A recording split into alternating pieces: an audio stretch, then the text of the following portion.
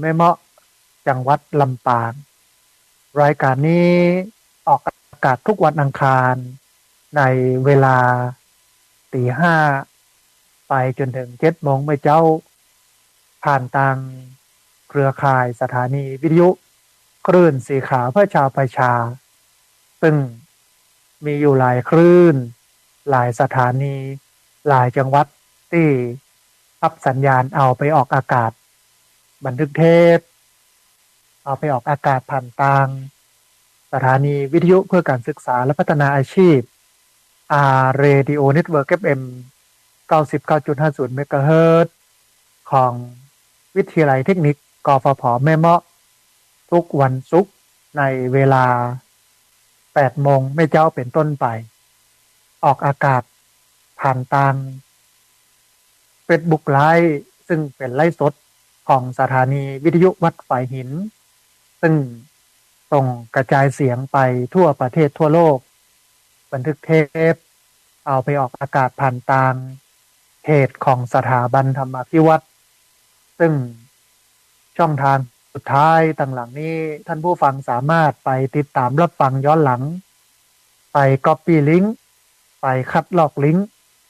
ส่งแชร์เอาไปให้กับญาติธรรมทั้งหลายเพื่อได้ยินได้ฟังกันได้แถมตัวท่านผู้ฟังวันนี้เราอยู่ในบรรยากาศที่น้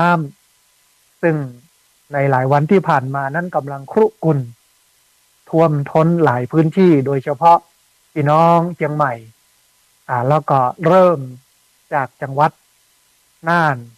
จังหวัดเชียงรายจังหวัดพะเยาจังหวัดลำปางจังหวัดแพร่เป็นต้นมาแล้วก็วันนี้วิกฤตที่จังหวัดเชียงใหม่จังหวัดลำพูนแล้วก็แห่งหลายๆจังหวัดที่จะเกิดขึ้นแห่งบักกี้วันนี้นะฮะแต่ว่าดูจากสถานการณ์ฟ้าฝนก็เริ่มคลี่คลายแล้วเพราะว่าช่วงนี้ฟ้าเปิดนะพายุก็ลดลงน้ำก็เริ่มอยู่ตัวแต่ว่าหลายพื้นที่ก็ยังประสบปัญหาอยู่แล้วก็ที่มันท่วมแล้วเนี่ยหลายพื้นที่ก็กำลังฟื้นฟูเก็บเข้าของขัดสีกวาดถูสิ่งของเครื่องใช้บ้านจองห้องหอลดลาที่ได้รับผลกระทบจากภาวะน้ำท่วมซึ่งปีนี้วิกฤตจริงๆท่านผู้ฟังนักสาหัสอาตมาภาพก็ยังเล็งเห็นว่าปีต่อไปเนี่ยอาจจะหนักกว่านี้หรืออาจจะประมาณเนี้ยมันก็จะเป็นอย่างเงี้ยซึ่งมันก็จะสลับกันระหว่างแล้งจัดแล้วก็น้ำจัดคือความสมดุลของโลกท่านผู้ฟังมันหายเพราะว่ามันมีความสมดุลปกติแล้วเนี่ยหนาวนักมันก็จะลดลงฝนนักมันก็จะลดลงร้อนนักก็จะลดลงแต่ว่าระยะหลังๆเนี่ยมันเกิดปรากฏการณ์เอลนินโยลานินยาหนาวก็หนาวสุดขั้ววันก่อนหันต่างประเทศที่บ่เคยมีหิมะตกก็ตกอันนี้น่าสนใจแล้วก็น่าน้ำก่อนนับในรอบ50 ปีนครพิงค์เชียงใหม่บ่เคยมีน้ำท่วมอย่างอี้มาก่อนกับเดือหลายคนก็บอกว่าเป็นปีแรกที่เจอวิกฤตนักนะฮะอันเนี้ยก็เป็นส่วนเพราะฉะนั้น ท่านผู้ฟังให้กำลังใจท่านผู้ฟังนะที่โดนน้ำท่วมแล้วก็กำลังฟื้นฟูกลับคืนสู่สภาพเดิมอาตมาภาพให้กำลังใจคนที่ถูกน้ำท่วมอยู่คนที่ผ่านภาวะน้ำท่วมซึ่งตอนนี้ก็กำลังอยู่ในภาวะเยียวยาภาวะฟื้นฟูโดยเฉพาะที่แม่สายจังหวัดเชียงรายอันนั้นก็วิกฤตนักโดยเฉพาะที่เปอะขี้โครนที่มันไหลมากับน้ำเข้าไปในบ้านก็ดูในข่าว Facebook ท่วมไปจนถึงจะใกล้เพดานท่านผู้ฟังเปิ้นก็ประเมินราคาในการเอาขี้ดินนั้นออกเนี่ยก็ใจอยู่ประมาณ 4-5 หมื่นซึ่งแพงมากแล้วก็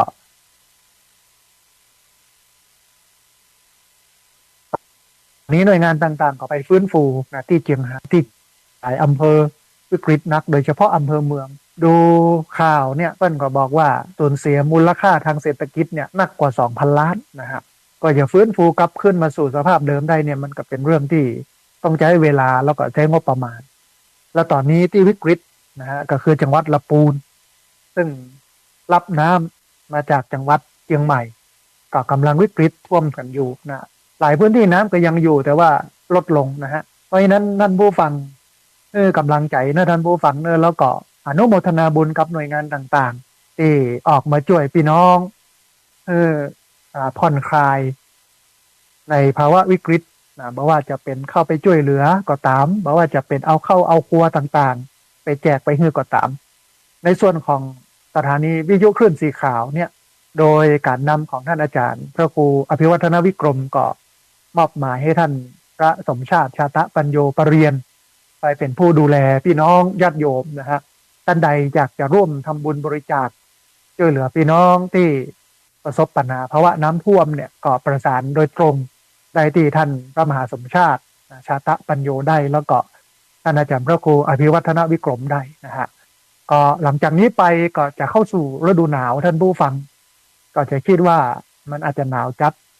คือมันจะจัดทุกฤดูกาลว่าจะเป็นหน้าร้อนก็ร้อนจัดหน้าหนาวก็หนาวจัดหน้าฝนก็ฝนจัดมันก็ทำให้เขาเนี่ยท่านผู้ฟังได้มากึดมากอยถึงความสมดุล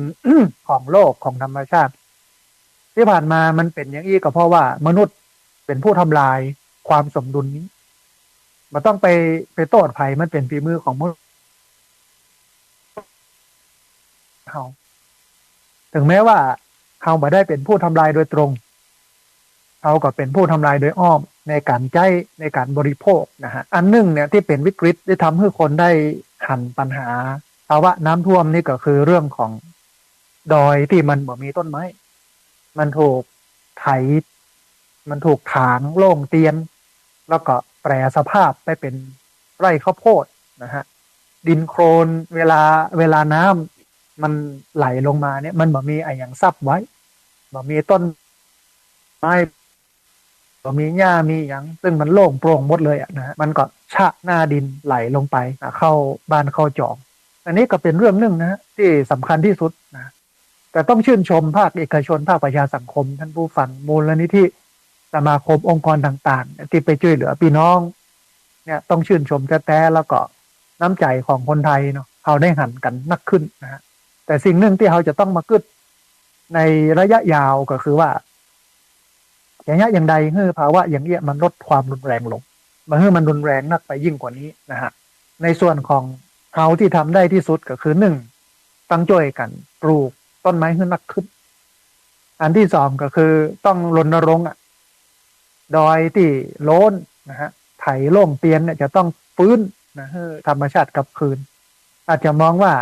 ต้องลดการปลูกข้าวโพดในพื้นที่สูงนะบางทีมันมีนักข้าวโพดก็เป็นปัญหาหนึ่งที่ทำให้เกิดน้ำท่วมวันก่อนดูคลิปจากประเทศญี่ปุ่นที่เป็นทดลองนะเอาอ่าสองสองสภาพนะเอาไปใส่ในกล่องสี่เหลี่ยมที่มันเปิดนะฮะ2 กล่องแรกเนี่ยเป็นดินบาดาลที่บ่มีอะไรอย่างปนเลยกล่องที่สองเป็นกล่องที่มีหญ้ามีต้นไม้ขึ้นเต็มไปหมดเสร็จแล้วผู้ทดลองเนี่ยท่านผู้ฟังก็เอาน้ำเทใส่นะตึง2 กล่องแรกที่เป็นกล่องเปล่าที่มันบ่มีน้ำเนี่ยปรากฏว่าน้ำมันไหลเร็วแล้วก็ชะหน้าดินลงไปดูก๊อกที่เปิ้นเอาตวงน้ำที่ไหลจากกล่องแรกเนี่ยเป็นน้ำดำน้ำที่มันผสมขี้โคลนส่วนกล่องที่สองเป็นกล่องที่มีต้นไม้มีหญ้าปกคลุมปริมาณน้ำที่ไหลออกจากกล่องที่สองเนี่ยน้อยมากมานักส่วนใหญ่ก็ถูกดึงถูกดูดถูกซับไปด้วยต้นไม้ใบหญ้านี่คือปรากฏการณ์ที่ทำให้เราได้เรียนรู้ว่าวันนี้ถ้าเขายังปล่อยให้มีการตัดไม้มีการทำลายหน้าดินไม่ว่าจะเป็นการเผาอะไรอย่างก็ตามเนี่ย มันอย่าทำให้เกิดปัญหาหนักขึ้นนะฮะหลายคนก็บอกว่าในสมัยตะก่อนกันเนี่ยอย่างเงี้ยคือสมัยตะก่อนเนี่ยคนมันแบบเยอะมันไม่ได้ถูกทำลายนักขนาดนี้แต่พอคนเริ่มมีนักขึ้นเนี่ยการทำลายมันก็นักขึ้นนะมันก็เลยทำให้มีปัญหาเยอะขึ้นนะอันเนี้ยมันเป็นสิ่งที่สำคัญที่สุดนะเราจำเป็นจะต้องมาช่วยกันรณรงค์อันนี้เป็น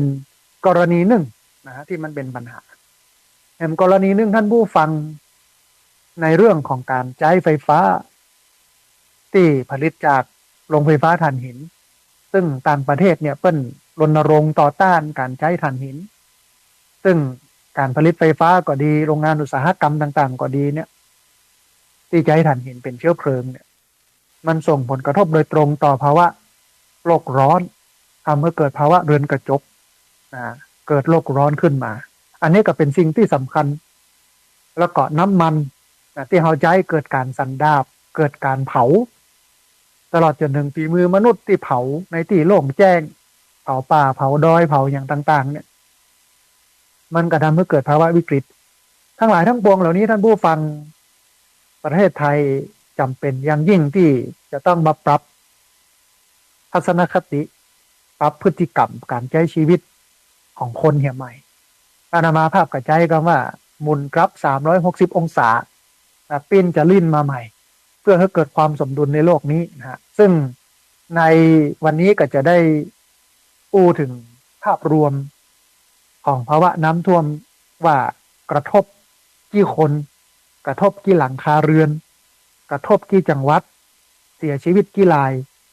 ซึ่งตั้งเนี้ยเป็นข้อมูลจากปภก็คือกรมป้องกันและบรรเทาสาธารณภัยกระทรวงมหาดไทยเป็นมีมาตอนนี้นะฮะเดี๋ยวจะได้อู้เรื่องนี้กันนะฮะแต่ก่อนที่จะเข้าไปสู่เรื่องนี้ท่านผู้ฟังบอกกล่าวข่าวบุญกันสักน้อยหนึ่งนะเพราะว่าเรือแฮมบักกี้วันละนะที่จะออกพรรษาในวันที่17ตุลาคมพุทธศักราช2567วันนี้วันที่8นะฮะก็เรือแฮมบักกี้วันที่จะออกพรรษาติด2ติดโดยประมาณนั้นนะฮะทีนี้ท่านผู้ฟังออกพรรษาแล้วมันก็จะมีประเพณีพิธีกรรมที่สำคัญของพระสงฆ์วันแรกหลังจากออกพรรษาแล้วก็มีการตักบาตรเทโวโลหณะอันนี้อันนึงแต่อันที่สองที่สำคัญก็คือเทศกาลงานทำบุญกฐินซึ่งมีระยะเวลาในการทำเนี่ยประมาณ1 เดือนคือเริ่มจากออกพรรษาไปแล้ว1 วันไปจนถึงวันลอยกระทงเป็นช่วงเทศกาลกฐินทานการทำบุญถวายกฐินซึ่งกฐินเนี่ยมันเป็นเรื่องของผ้าเป็นเรื่องของญาติโยมที่จะนำผ้าไปถวายพระให้พระได้ใจแล้วก็นำเอาปัจจัยบริวารกฐินเนี่ยไม่ว่าจะเป็นสิ่งของเป็นปัจจัยต่างๆเอาไปบูรณะปฏิสังขรณ์ศาสนวัตถุที่มันบ่มี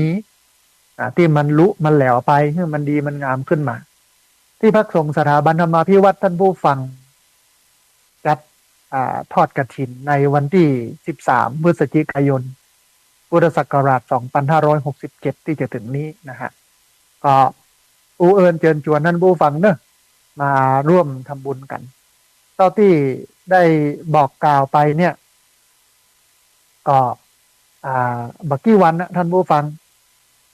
ที่เชิญชวนท่านผู้ฟังมาร่วมทำบุญกฐินเนี่ยนะได้ประมาณสัก2-3 วันเนี่ยนะฮะก็มีโยม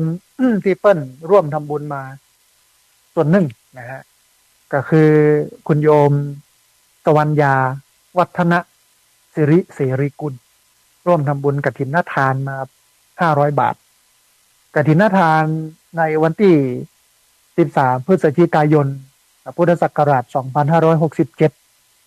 ของ ที่พักสงฆ์สถาบันธรรมาภิวัตน์บ้านศพเตินตำบลศพปาดอำเภอแม่เมาะจังหวัดลำปางในปีนี้เนี่ยก็จะเอาปัจจัยบริวารกฐินไปสมทบทุนสร้างห้องสุขาถวายไว้ในพระพุทธศาสนาท่านผู้ฟังที่ผ่านมาก็อูเอิญเชิญชวนมาเรื่อยๆได้อยู่ส่วนหนึ่งนะฮะมันก็ยังค้างแหมเยอะอยู่เพราะว่ายอด ปัจจัยที่จะเอาไปสร้างห้องน้ำก็ตกอยู่ประมาณ360,000นะฮะเป็นการสร้างห้องน้ำต่อจากอาคารกุฏิเรือนพักเพราะว่าที่พักสงฆ์สถาบันธรรมาภิวัตน์เนี่ยมีญาติโยมมีนักศึกษามีประชาชนทั่วไปมาใจตลอดนะฮะอย่างโรงเรียนผู้สูงอายุวันพรุ่งนี้ก็จะเปิดเรียนเพราะว่าผู้สูงอายุเนี่ยมีทุกพุธแรกกับพุธสุดท้ายของเดือนวันพรุ่งนี้ก็จะมาเรียนหนังสือประมาณ100 กว่าคนตลอดทำมาได้ประมาณ7 ปีละนะฮะกุฏิเรือนพักก็เหมือนกันเวลามีนักศึกษามาปฏิบัติธรรมมีญาติโยมมีนักเรียนอย่างมาเข้าค่ายเยอะนะฮะก็มันสมัยแต่ก่อนเนี้ยสร้างไว้ให้กับสามเณรที่มาเรียนหลักสูตรทวิศึกษานะเนนเป็นคนหนุ่มห้องน้ำก็อยู่ไกลเดินก็คิดว่าเปิ้นก็คล่องในการเดินนะฮะคนหนุ่มแต่พอมีผู้สูงอายุมาพักแล้วต้องเดินเข้าห้องน้ำไกลเนี่ยมันเป็นเรื่องลำบากของเปิ้นหลายครั้งนะก็เห็นความสำคัญจำเป็นทัดนี้ก็เลยกึดกอยว่าจะสร้างต่อออกมาจากอาคารกุฏิเรือนพักซึ่งอาคารกุฏิเรือนพักเนี่ยมีอยู่5 ช่องนะ5 ช่อง 5 โซน ต่อจากช่องต่างๆ5 ช่องก็เป็น5 ห้องความกว้างความยาวก็เท่ากับช่องต่างๆซึ่งจะมีอยู่ประมาณสัก4 เมตรนะช่องหนึ่งนะฮะ4 เมตรทีนี้ความกว้างก็ประมาณ2 เมตรแต่ความยาวมันยาวด้านผู้ฟังเพราะว่าห้องมันยาว4 เมตร5 ห้องหนึ่งก็ตกอยู่ประมาณ68,000 บาทห้องละ68,000นะฮะในการสร้างห้องน้ำเนี่ยนะ5 ห้องก็ตกอยู่360,000นะฮะก็ที่เอิญเชิญชวนระดมทุนญาติโยมที่ผ่านมาก็ได้อยู่ประมาณ4-5 หมื่นกว่าบาทนะฮะแต่มันก็ใช้อยู่360,000ก็ยังขาดแห่งประมาณ300,000นิดๆนะฮะเพราะนั้นเรียนเชิญเจริญพรเนอะท่านผู้ฟังในวันที่13 พฤศจิกายนพุทธศักราช2567มาร่วมทำบุญสร้างห้องน้ำด้วยกันนะฮะอันหนึ่งก็คือญาติโยมท่านใดที่จะมาร่วมออกโรงทานเอามาเลี้ยงนักศีลนักบุญคนที่มากินมาทานกันในวันที่13 พฤศจิกายนในงานกฐินก็เรียนเชิญเจริญพรได้มาร่วมออกโรงทานนำเอากับข้าวนำเอาผลไม้นำเอาขนมมาเลี้ยงก็ได้เบื้องต้นเนี่ยมีคณะกรรมการที่พักสงฆ์สถาบันธรรมาภิวัตน์เปิ้นก็จะเลี้ยงแกงเขียวหวานแล้วก็น้ำดื่มนะฮะเดี๋ยวท่านใดอยากจะมาร่วมบุญกันก็แจ้งมาว่าจะเลี้ยงอะไรอย่างใดเนี่ยนะฮะท่านผู้ฟังท่านใดที่ทำบุญแล้วสะดวกนะมาทำบุญด้วยตัวเองก็เจริญพรแต่ว่าต้องโทรมาก่อนว่าอาจารย์อยู่บ่อยู่วันไหนอย่างใดนัดหมายวันเวลาสถานที่กันไว้แต่สถานที่นี้อาจจะไม่ต้องนัดหมายเพราะว่าใจที่พักสงฆ์สถาบันธรรมาภิวัตน์บ้านศพเตินตำบลศพปาดอำเภอแม่เมาะจังหวัดลำปางเนี่ยเป็นที่ทำนะฮะแต่ว่าต้องนัดหมายวันเวลาไว้เพราะว่าตอนนี้น้ำแห้งแล้วก็ภารกิจต่างๆก็มีมานักนะฮะก็ต้องโทรเข้ามานัดหมายกันก่อนที่เบอร์064-125-4122เบอร์064-125-4122แต่ว่าขอความอนุเคราะห์โทรเข้ามาหลังรายการจบนะฮะในรายการนี้ก็จะเป็นเรื่องธรรมะแล้วก็เรื่องทั่วไปนะสำหรับท่านที่มีความประสงค์จะร่วมทำบุญแต่บ่สะดวกที่จะเดินทางมาร่วมทำบุญก็สามารถร่วมทำบุญได้ที่บัญชีเงินฝากของที่พักสงฆ์สถาบันธรรมาภิวัตน์เป็นธนาคารกรุงไทยหมายเลขบัญชี5360755318นะฮะท่านที่ประสงค์จะร่วมทำบุญแต่บ่สะดวกที่จะเดินทางมาร่วมทำบุญไม่ว่าจะเป็นก่อนหน้าหรือในวันงานก็ตามสามารถร่วมทำบุญได้ที่ บัญชีเงินฝากของที่พักสงฆ์สถาบันธรรมาภิวัตรธนาคารกรุงไทยหมายเลขบัญชี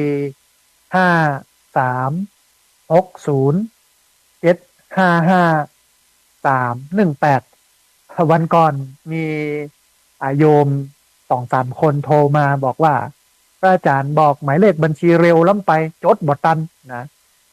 หนึ่งต้องบอกจ๊ะ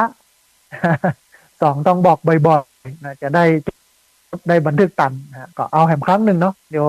ในช่วงท้ายรายการก็จะบอกแหมครั้งหนึ่งนะฮะท่านที่มีความประสงค์จะร่วมทำบุญแต่บ่สะดวกที่จะเดินทางมาร่วมทำบุญสามารถทำบุญได้ที่บัญชีเงินฝากของที่พักสงฆ์สถาบันธรรมาภิวัตรนะฮะที่พักสงฆ์สถาบันธรรมาภิวัตรเป็นธนาคารกรุงไทยหมายเลขบัญชี5360755318อันนี้ก็เป็นบุญหนึ่งที่เอามาให้ญาติโยมท่านผู้ฟังทั้งหลายได้ร่วมอนุโมทนา แล้วก็ได้ร่วมทำกันในช่วงออกพรรษาไปจนถึงลอยกระทงนะบุญกฐินนะซึ่งเป็นบุญใหญ่นะฮะทีนี้ท่านผู้ฟังเข้ามาสู่เนื้อหาสาระในวันนี้แล้วก็หลังจบแล้วก็จะได้ทบทวนสักน้อยหนึ่งหลังจากนั้นก็จะได้เปิดสายให้ท่านผู้ฟังที่ฟังอยู่ทางบ้านได้โทรเข้ามาร่วมบูร่วมเอ่ยกันได้โทรเข้ามาร่วมแสดงความคิดความเห็นกันโทรเข้ามา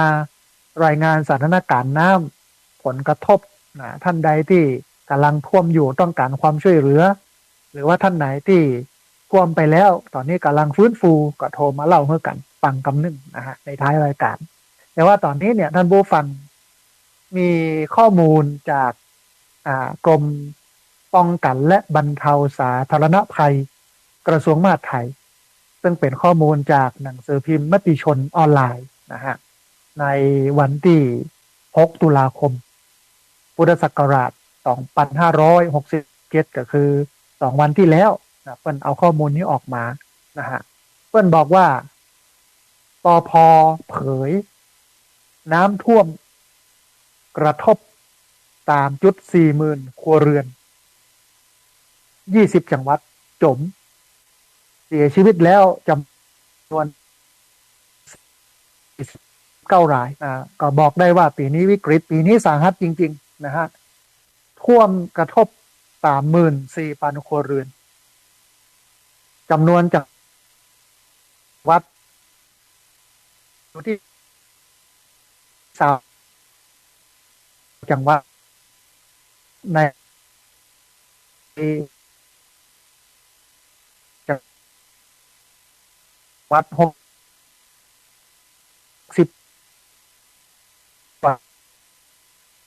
จังหวัด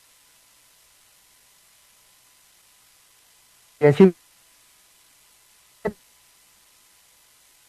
ยังดี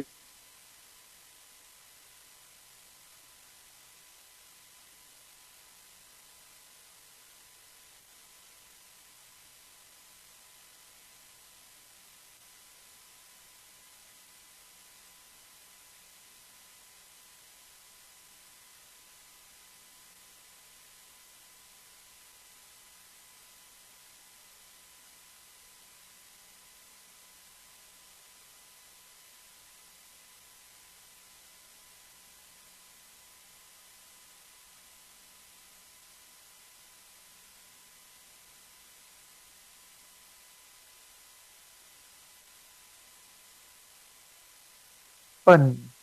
ป้องกันดีมากนะฮะบ่ฮื้อน้ำเข้าท่วมนะฮะอันนี้น่าสนใจน่าดูงานแต่ว่าเปิ้นใช้อุปกรณ์เปิ้นใช้เครื่องมือที่มีราคาแพงแต่มันคุ้มค่านะกับการป้องกันแก้ไขปัญหาน้ำท่วมนะฮะทีนี้ท่านผู้ฟังกรมป้องกันและบรรเทาสาธารณภัยเนี่ยเปิ้นรายงานว่าในระหว่างวันที่16สิงหาคมถึงวันที่6ตุลาคมพุทธศักราช2567 2567เนี่ยเกิดสถานการณ์น้ำท่วมในพื้นที่42จังหวัดได้แก่จังหวัดเชียงรายจังหวัดเชียงใหม่จังหวัดแม่ฮ่องสอนจังหวัดตากจังหวัดพะเยาจังหวัดน่านจังหวัดลำพูนจังหวัดลำปางจังหวัดแพร่จังหวัดอุตรดิตถ์จังหวัดสุโขทัยจังหวัดพิษณุโลกจังหวัดนครสวรรค์จังหวัดเพชรบูรณ์จังหวัดเลยจังหวัดอุดรธานีจังหวัดกาฬสินธุ์จังหวัดหนองคายจังหวัดนครพนมจังหวัดขอนแก่นจังหวัดชัยภูมิจังหวัดมหาสารคามจังหวัดนครราชสีมาจังหวัดบุรีรัมย์จังหวัดบึงกาฬจังหวัดหนองบัวลำพูจังหวัดอุบลราชธานีจังหวัดปราจีนบุรีจังหวัดสิงห์บุรีจังหวัดสุพรรณบุรีจังหวัดอ่างทองจังหวัดพระนครศรีอยุธยาจังหวัดปทุมธานีจังหวัดระยองจังหวัดชุมพรจังหวัดสุราษฎร์ธานีจังหวัดภูเก็ตจังหวัดยะลาจังหวัดนครศรีธรรมราชจังหวัดพังงาจังหวัดตรังจังหวัดสตูลรวม42จังหวัดท่านผู้ฟังมีพื้นที่ที่ได้รับผลกระทบจากน้ำท่วมปีนี้รวมแล้วจำนวน42จังหวัด260อำเภอ 1,109 ตำบล 5,847 หมู่บ้านพี่น้องชาวบ้านได้รับผลกระทบจำนวน207,851 ครัวเรือนมีผู้เสียชีวิตอยู่ที่จำนวน49รายแล้วก็ได้รับบาดเจ็บจำนวน28รายท่านผู้ฟังปัจจุบันยังคงมีสถานการณ์อุทกภัยหรือว่าน้ำท่วมในพื้นที่20จังหวัดได้แก่จังหวัดเชียงรายอันนี้รอบ2ที่อำเภอเวียงป่าเป้าจังหวัดเชียงใหม่จังหวัดลำพูนจังหวัดลำปางโดยเฉพาะอำเภอแม่พริกแต่ว่านี้เห็นข่าวใน Facebook ว่าน้ำขึ้นแถมน้ำล้นสปริงเวย์แถมท่วมทั่วอำเภอแม่พริกนะฮะจังหวัดตากจังหวัดพิษณุโลกจังหวัดนครสวรรค์จังหวัดเพชรบูรณ์จังหวัดสุโขทัยจังหวัดอุดรธานีจังหวัดกาฬสินธุ์จังหวัดชัยภูมิจังหวัดนครราชสีมาจังหวัดบุรีรัมย์จังหวัดมหาสารคามจังหวัดอุบลราชธานีจังหวัดสิงห์บุรีจังหวัดสุพรรณบุรีจังหวัดอ่างทองแล้วก็จังหวัดพระนครศรีอยุธยารวม20จังหวัดซึ่งขณะเนี้ยเวลาเนี้ยสถานการณ์ก็ยังครุกรุ่นก็ยังวิกฤตอยู่นะฮะหลายพื้นที่อาจจะเบาบางลงแต่ว่าก็ยังมีน้ำท่วมอยู่แล้วก็หลายพื้นที่อาจจะลดลงแล้วกับเรื่องน้ำท่วมแต่อยู่ในภาวะในการฟื้นฟูในการเยียวยาผู้ได้รับผลกระทบจากอุทกภัยนะฮะรวมพื้นที่ที่ได้รับผลกระทบอยู่ในขณะนี้นะฮะอยู่ที่จำนวน76อำเภอ337ตำบล 1,561 หมู่บ้านพี่น้องชาวบ้านได้รับผลกระทบใน20จังหวัดที่ผ่านมาเนี่ยอยู่ที่34,307 13 รายนะซึ่งแยกเป็นจังหวัดแยกเป็นภาคเนาะภาคเหนือเนี่ยมี9 จังหวัด34 อำเภอ119 ตำบล544 หมู่บ้านภาคเหนือนี่นะท่านผู้ฟังนักสุดนะฮะ34 อำเภอ119 ตำบล544 หมู่บ้านประชาชนได้รับผลกระทบจำนวน 8,625 ครัวเรือนท่านผู้ฟังนักมากนะฮะปีนี้ถือว่าเป็นวิกฤตของน้ำเป็นปีของน้ำนะฮะโดยแยกเป็นจังหวัดท่านผู้ฟังจังหวัดเชียงรายเนี่ยเกิดน้ำท่วมในพื้นที่6 อำเภอได้แก่อำเภอแม่สายที่คณะนี้กำลังฟื้นฟูกับเยียวยากำลังปรับแต่ยังบ่เข้าตีเข้าตางก็เนอะที่อำเภอแม่สายเพราะว่าคิดเปอะมันเยอะนะฮะอำเภอที่ 2อำเภอเมืองอำเภอที่ 3อำเภอแม่ลาวอำเภอที่ 4อำเภอเวียงป่าเป้าอำเภอที่ 5อำเภอเวียง80 หมู่บ้านพี่น้องชาวบ้านได้รับผลกระทบอยู่ที่จำนวน 1,046 ครัวเรือนนะแล้วก็ระดับน้ำนะลดลงละหลายที่ก็ฟื้นฟูนะกำลังปรับพื้นที่อะไรอย่างต่างๆกันอยู่ที่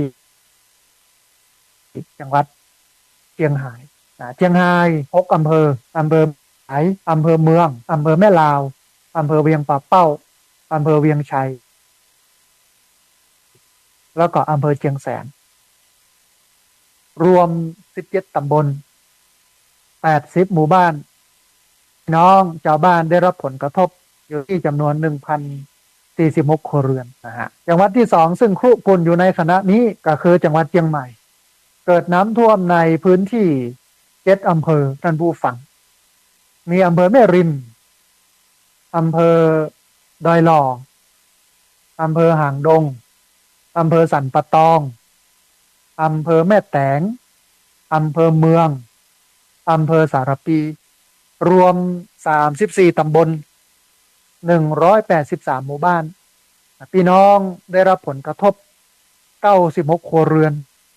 แล้วก็ตอนนี้ระดับน้ำเริ่มลดลงละนะก็อยู่ในภาวะฟื้นฟูนะภาวะปรับปรุงพื้นที่อะไรอย่างต่างๆยังไม่มี7 อำเภอท่านผู้ฟังอำเภอแม่ริมอำเภอดอยหล่ออำเภอหางดงอำเภอสันปะตองอำเภอแม่แตงอำเภอเมืองแล้วก็อำเภอสารปีรวม34 ตำบล183 หมู่บ้านพี่น้องได้รับผลกระทบ96 ครัวเรือนระดับน้ำก็เริ่มลดลงนะฮะและที่กำลังครุกรุ่นอยู่ในขณะนี้นะกำลังวิกฤตกันแล้วกันอยู่ที่จังหวัดลำพูนท่านผู้ฟังจังหวัดลำพูนเนี่ยเกิดน้ำท่วมในพื้นที่2 อำเภอคืออำเภอเมืองแล้วก็อำเภอป่าซางรวม6 ตำบล51 หมู่บ้านนะฮะพี่น้องชาวบ้านได้รับผลกระทบจำนวน594 ครัวเรือนแล้วก็ตอนนี้ระดับน้ำก็เริ่มลดลงแล้วนะฮะลำพูนมีอยู่2 อำเภออำเภอเมืองอำเภอป่าซางรวม6 ตำบล51 หมู่บ้านพี่น้องชาวบ้านได้รับผลกระทบอยู่ที่594 ครัวเรือนนะฮะจังหวัดที่ 4คือจังหวัดลำปางท่านผู้ฟังเกิดน้ำท่วมในพื้นที่3 อำเภอนะได้แก่อำเภอแม่พริกอำเภอเถินแล้วก็อำเภอเมืองรวมไปอย่างหนึ่งอำเภอแม่ทะอำเภอแม่เมาะอำเภอแจ้ห่มอำเภอวังเหนืออำเภองาวอย่างพ้นตัวนะฮะแต่ว่าเปิ้นมาได้ระบุทับนี้ไว้ของข้อมูลของกรมป้องกันและบรรเทาสาธารณภัยหรือว่าปภเนี่ยนะฮะ เปิ้ลระบุไว้3 อำเภอที่วิกฤตหนักสุดๆนะฮะมีอำเภอแม่พริกอำเภอเถินอำเภอเมืองที่จริงเมืองเหนือก่อนนักนะฮะรวม3 อำเภอนี้ได้รับผลกระทบอยู่5 ตำบล18 หมู่บ้าน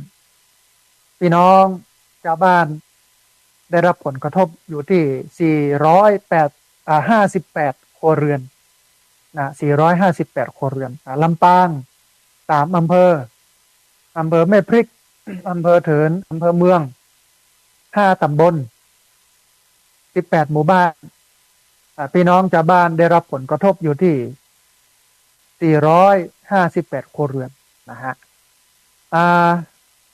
จังหวัดที่ได้รับผลกระทบเป็นจังหวัดหนึ่งคือจังหวัดตากท่านผู้ฟังจังหวัดตากเนี่ยเกิดน้ำท่วมในพื้นที่2 อำเภอคืออำเภอสามเงากับอำเภอบ้านตากอำเภอสามเงากับอำเภอบ้านตากรวม7 ตำบล48 หมู่บ้านพี่น้องชาวบ้านได้รับผลกระทบจำนวน2,547ครัวเรือนอำเภอจังหวัดตากเนี่ยเกิดน้ำท่วม2 อำเภอก็คืออำเภอสามเงาอำเภอบ้านตาก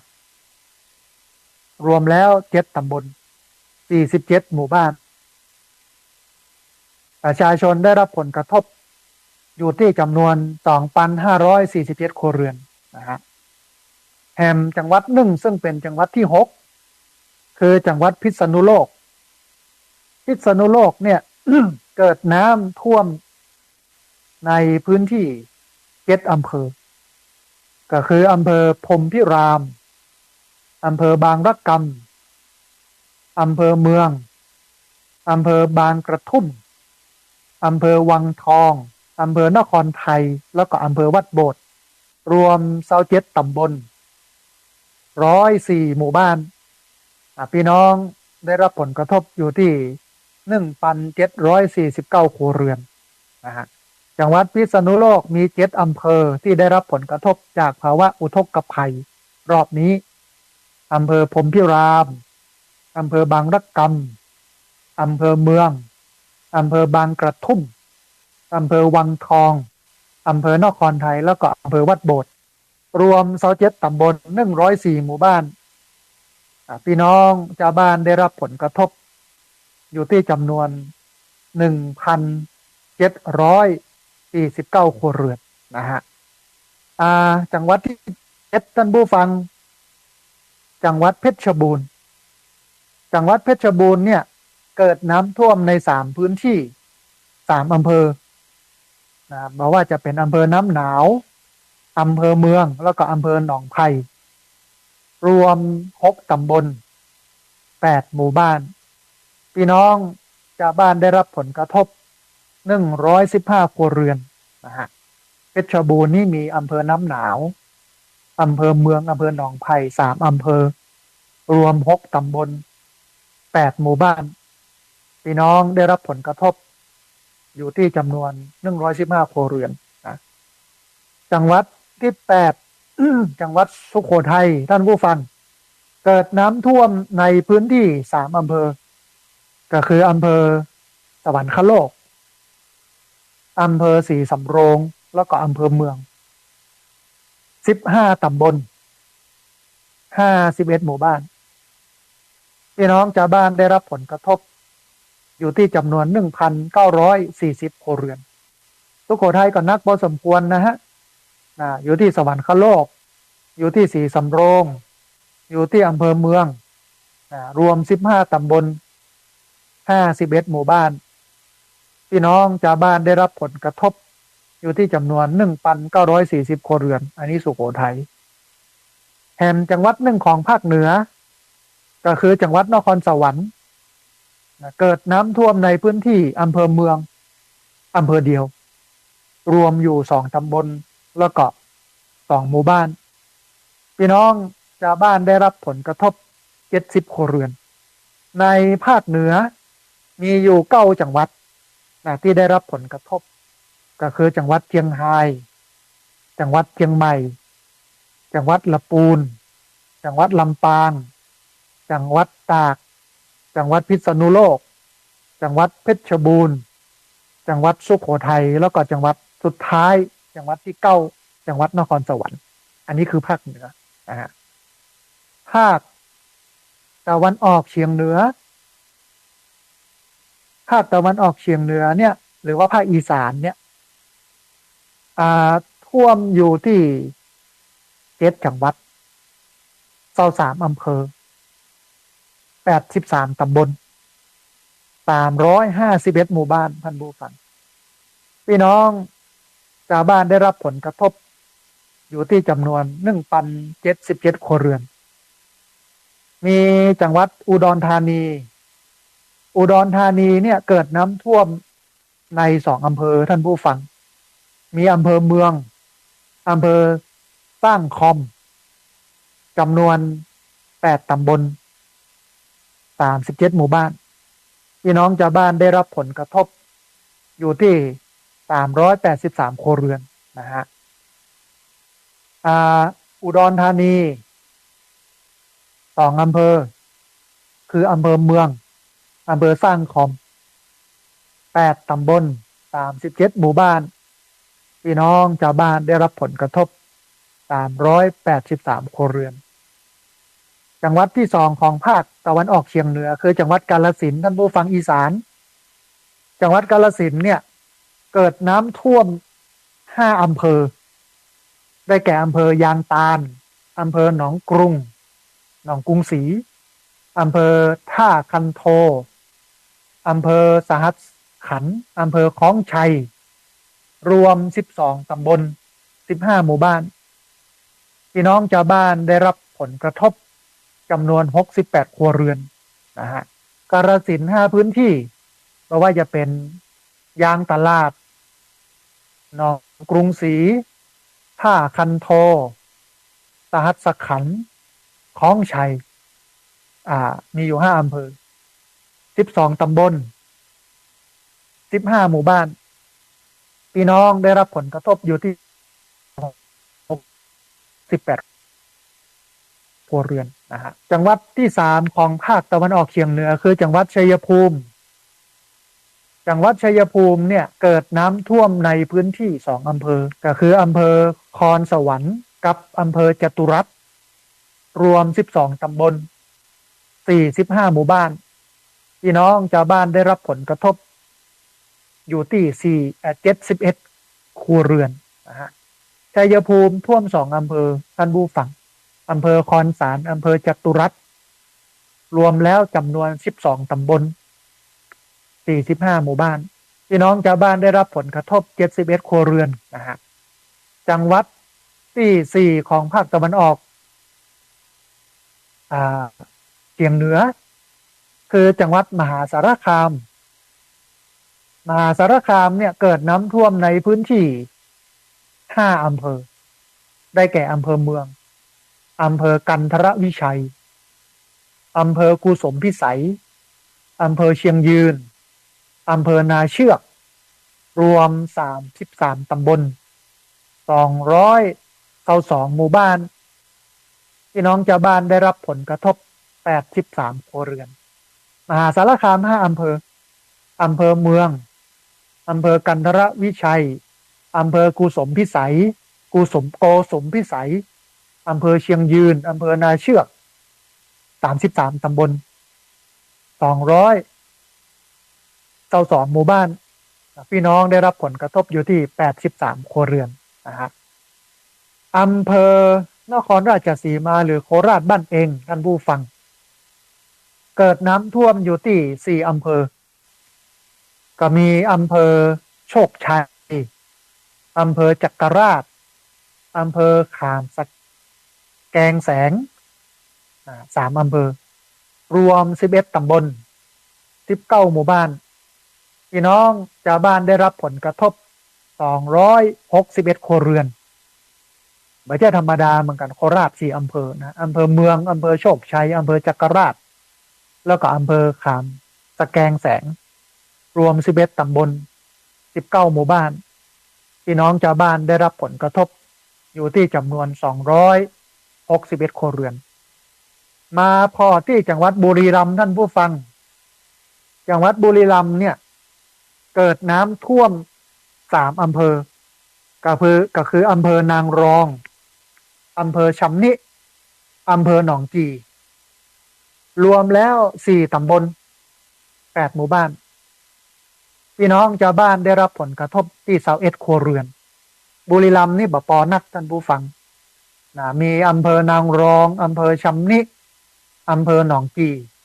รวม4 ตำบล 8 หมู่บ้านพี่น้องชาวบ้านได้รับผลกระทบที่21 ครัวเรือนจังหวัดอุบลราชธานีที่จริงก็น่าจะท่วมเยอะเพราะว่าติดอยู่กับแม่น้ำโขงอุบลราชธานีเนี่ยนะอุบลราชธานีเนี่ยเกิดน้ำท่วมในพื้นที่อำเภอเมืองอำเภอสว่างวีระวงศ์2 อำเภอนะฮะรวม3 ตำบล 5 หมู่บ้านพี่น้องชาวบ้านได้รับผลกระทบจำนวน190 ครัวเรือนอุบลเนี่ยมี2 อำเภอคืออำเภอเมืองกับอำเภอสว่างวีระวงศ์มีอยู่3 ตำบล 5 หมู่บ้านที่ได้รับผลกระทบจากอุทกภัยน้ำท่วมพี่น้องชาวบ้านเดือดร้อนกันอยู่ที่190 ครัวเรือนที่จริงอุบลเนี่ยน่าจะท่วมเยอะ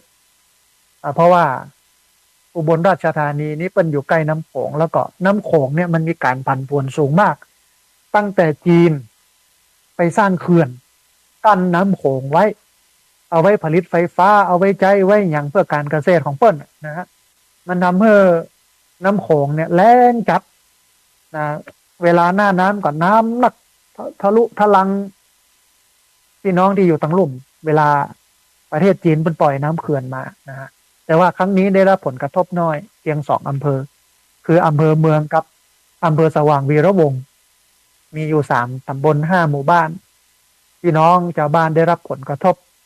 อยู่ที่จำนวน190 ครัวเรือนนะฮะอันนี้เป็นภาคตะวันออกเฉียงเหนือนะภาคตะวันออกเฉียงเหนือมีอยู่7 จังหวัดต่อ3 อำเภอ83 ตำบล 351 หมู่บ้านพี่น้องชาวบ้านได้รับผลกระทบอยู่ที่จำนวน1,077 ครัวเรือนมาดูภาคกลางท่านผู้ฟังเป็นภาคสุดท้ายนะฮะภาคใต้บ่อู้เตื้อเพราะว่าภาคใต้เนี่ยจะได้รับผลกระทบในช่วงมกราเนี่ยที่อื่นเปิ้นหนาวกันทึดๆแต่ว่าภาคใต้เนี่ยฝนตกน้ำท่วมในช่วงมกราธันวามกราประมาณเนี้ยช่วงเนี้ยธันวามกราจำได้ทุกปีในช่วงส่งท้ายปีเก่าต้อนรับปีใหม่วิถีไทยวิถีพุทธที่จัดปฏิบัติธรรมของที่พักสงฆ์สถาบันธรรมาภิวัตน์ทุกปีมาเนี่ยน้ำท่วมเยอะในภาคใต้นะฮะทีนี้ท่านผู้ฟังมาดูภาคกลางซึ่งเป็นภาคสุดท้ายภาคใต้นี่ยังบ่ท่วมเตื้อแต่ว่าหลังจากนี้ไปก็คงจะมีรายงานในช่วงเดือนธันวาแล้วก็มกราภาคกลางมีอยู่จำนวน4 จังหวัด 19 อำเภอ135 ตำบล 666 หมู่บ้านพี่น้องชาวบ้านได้รับผลกระทบจำนวน20,000ขออภัย 24,671 ครัวเรือนนะฮะ4 จังหวัด 19 อำเภอ 135 ตำบล 666 หมู่บ้านพี่น้องได้รับผลกระทบอยู่ที่ 24,671 ครัวเรือนภาคกลางนี้เริ่มจากสิงห์บุรีเนี่ยเกิดน้ำท่วมในพื้นที่2 อำเภอได้แก่อำเภออินบุรีแล้วก็อำเภอเมืองมี3 ตำบล 5 หมู่บ้านพี่น้องชาวบ้านได้รับผลกระทบที่66 ครัวเรือนนะฮะสิงห์บุรี2 อำเภออำเภออินบุรีแล้วก็อำเภอเมือง3 ตำบล 5 หมู่บ้านพี่น้องชาวบ้านได้รับผลกระทบ66 ครัวเรือนจังหวัดที่2ของภาคกลางคือจังหวัดสุพรรณบุรีท่านผู้ฟังจังหวัดสุพรรณบุรีเนี่ยเกิดน้ำท่วมในพื้นที่7 อำเภอ ไม่ใช่ธรรมดานะภาคกลางเพราะว่าเป็นพื้นที่รับน้ำจะลงไปสู่ทะเลภาคกลางนี่จะท่วมเมินแล้วก็ท่วมหนักนะฮะภาคกลางมี7 อำเภอได้แก่อำเภอเดิมบางนางบวชอำเภอบางประมะอำเภอสองพี่น้องอำเภอด่านช้างอำเภอหนองย่าไซอำเภอศรีประจันอำเภอสามชุกรวม26 ตำบล86 หมู่บ้าน7 อำเภอพี่น้องได้รับผลกระทบอยู่ที่จำนวน1,594 ครัวเรือนในจังหวัดสุพรรณบุรีมี7 อำเภอที่ได้รับผลกระทบจากน้ำท่วมคืออำเภอเดิมบางนางบวชอำเภอบางประมะอำเภอสองพี่น้องอำเภอด่านช้างอำเภอหนองย่าไซอำเภอศรีประจันแล้วก็อำเภอสามชุกมีอยู่26 ตำบล86 หมู่บ้านพี่น้องชาวบ้านได้รับผลกระทบอยู่ที่จำนวน 1,594 ครัวเรือนนะฮะแห่งจังหวัดหนึ่งคือจังหวัดอ่างทองจังหวัดอ่างทองเนี่ยเกิดน้ำท่วมในพื้นที่3 อำเภอ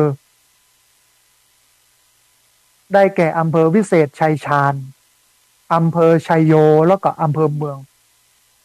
รวม10 ตำบล32 หมู่บ้านพี่น้องชาวบ้านได้รับผลกระทบที่463 ครัวเรือนอำเภอจังหวัดอ่างทองมีอยู่3 อำเภอนะอำเภอวิเศษชัยชาญอำเภอชัยโยอำเภอเมืองรวม10 ตำบล32 หมู่บ้านพี่น้องชาวบ้านได้รับผลกระทบอยู่ที่463 ครัวเรือนนะฮะจังหวัดหนึ่งท่านผู้ฟังซึ่งเป็นจังหวัดสุดท้ายในภาคกลางอันนี้บ่ได้อู้ถึงกรุงเทพกันนะกรุงเทพ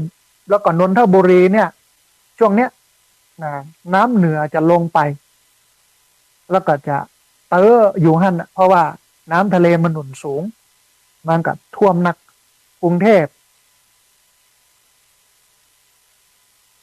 นนทบุรีกรุงเทพเนี่ยช่วงนี้จะรับศึกนักจากภาวะน้ำท่วมของปีนี้ซึ่งเป็นจังหวัดเกือบท้ายๆในการจะได้รับน้ำท่วมนะฮะที่จังหวัดนครศรีอยุธยาพระนครศรีอยุธยาเนี่ยเกิดน้ำท่วมในพื้นที่7 อำเภอได้แก่อำเภอบางลานขออภัยอำเภอบางบานอำเภอพักไห่อำเภอเสนาอำเภอพระนครศรีอยุธยาอำเภอบางปะอินอำเภอบางไทรแล้วก็อำเภอบางปะหันรวม96 ตำบล543 หมู่บ้านพี่น้องที่ได้รับผลกระทบอยู่ที่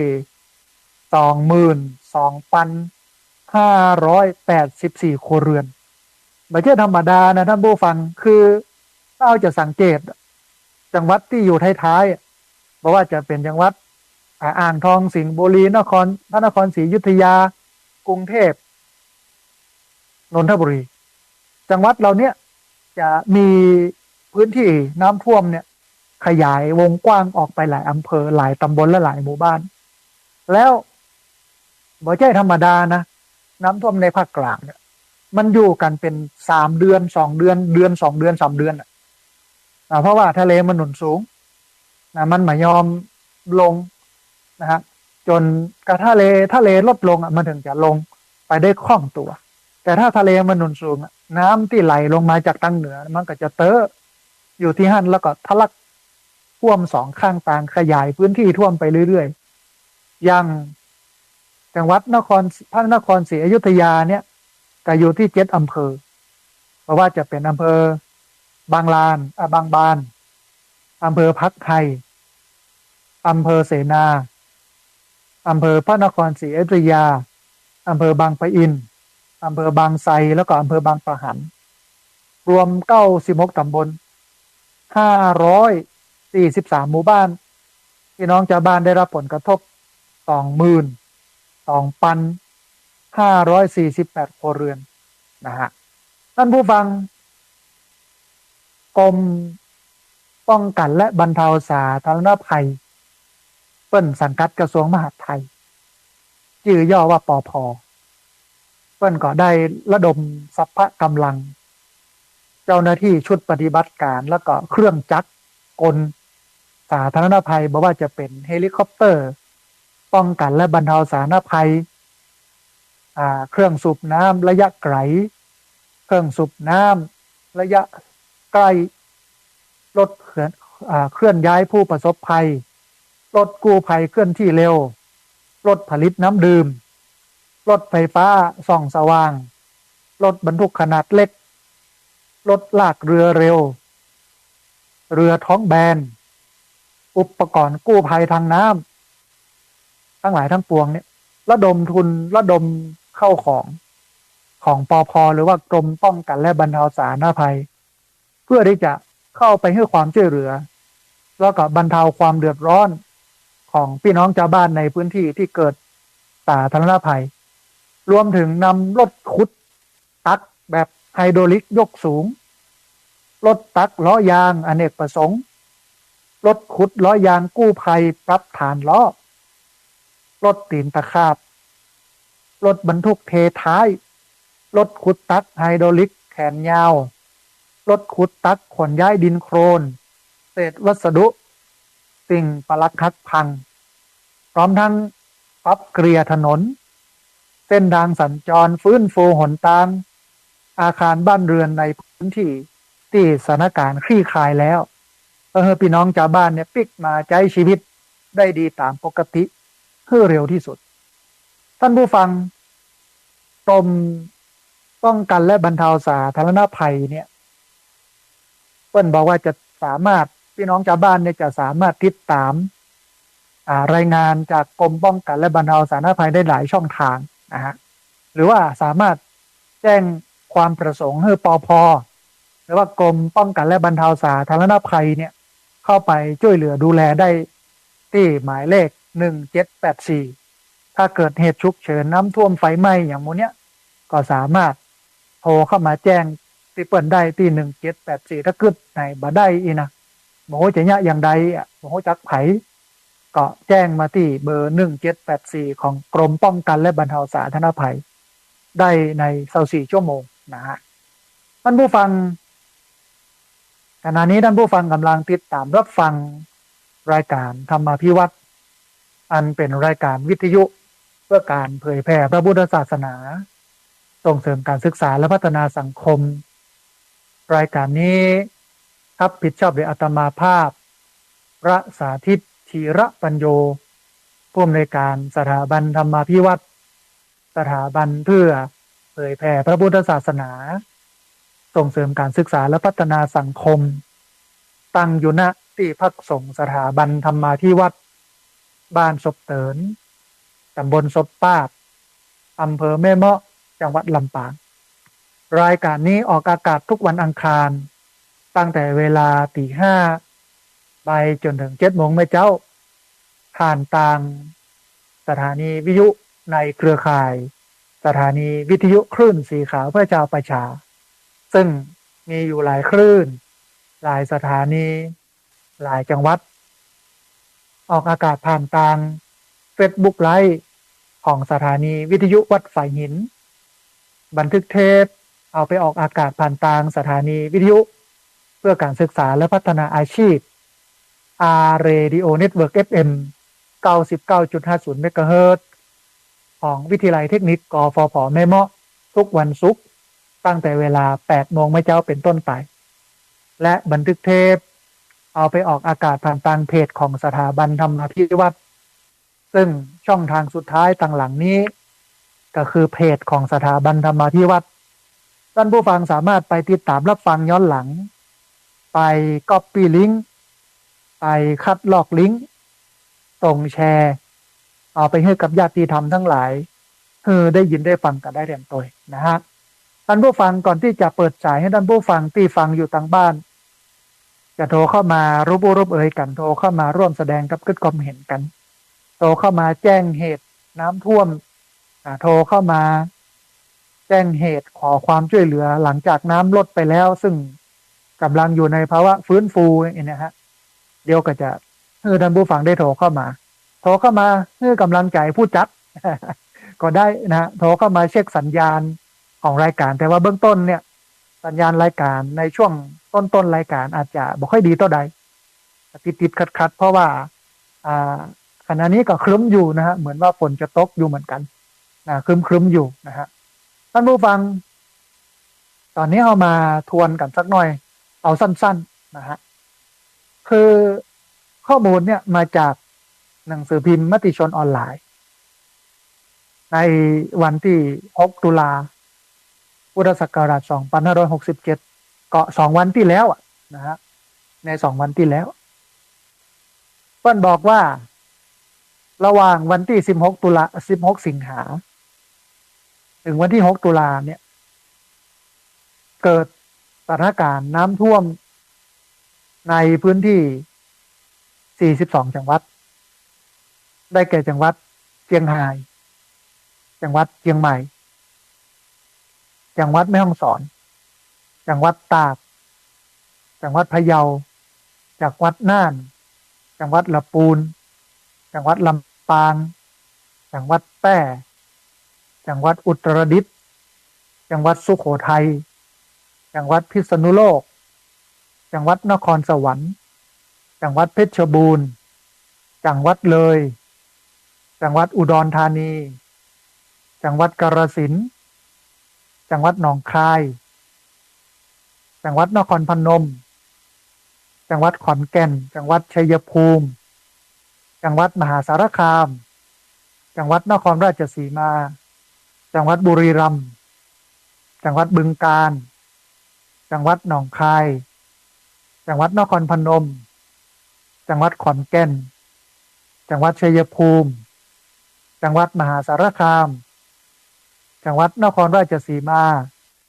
จังหวัดบุรีรัมย์จังหวัดบึงกาฬจังหวัดหนองบัวลำพูจังหวัดอุบลราชธานีจังหวัดปราจีนบุรีจังหวัดสิงห์บุรีจังหวัดสุพรรณบุรีจังหวัดอ่างทองจังหวัดพระนครศรีอยุธยาจังหวัดปทุมธานีจังหวัดระยองจังหวัดชุมพร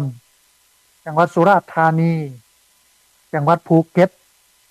จังหวัดยะลาจังหวัดนครศรีธรรมราชจังหวัดพังงาจังหวัดตรังจังหวัดสตูล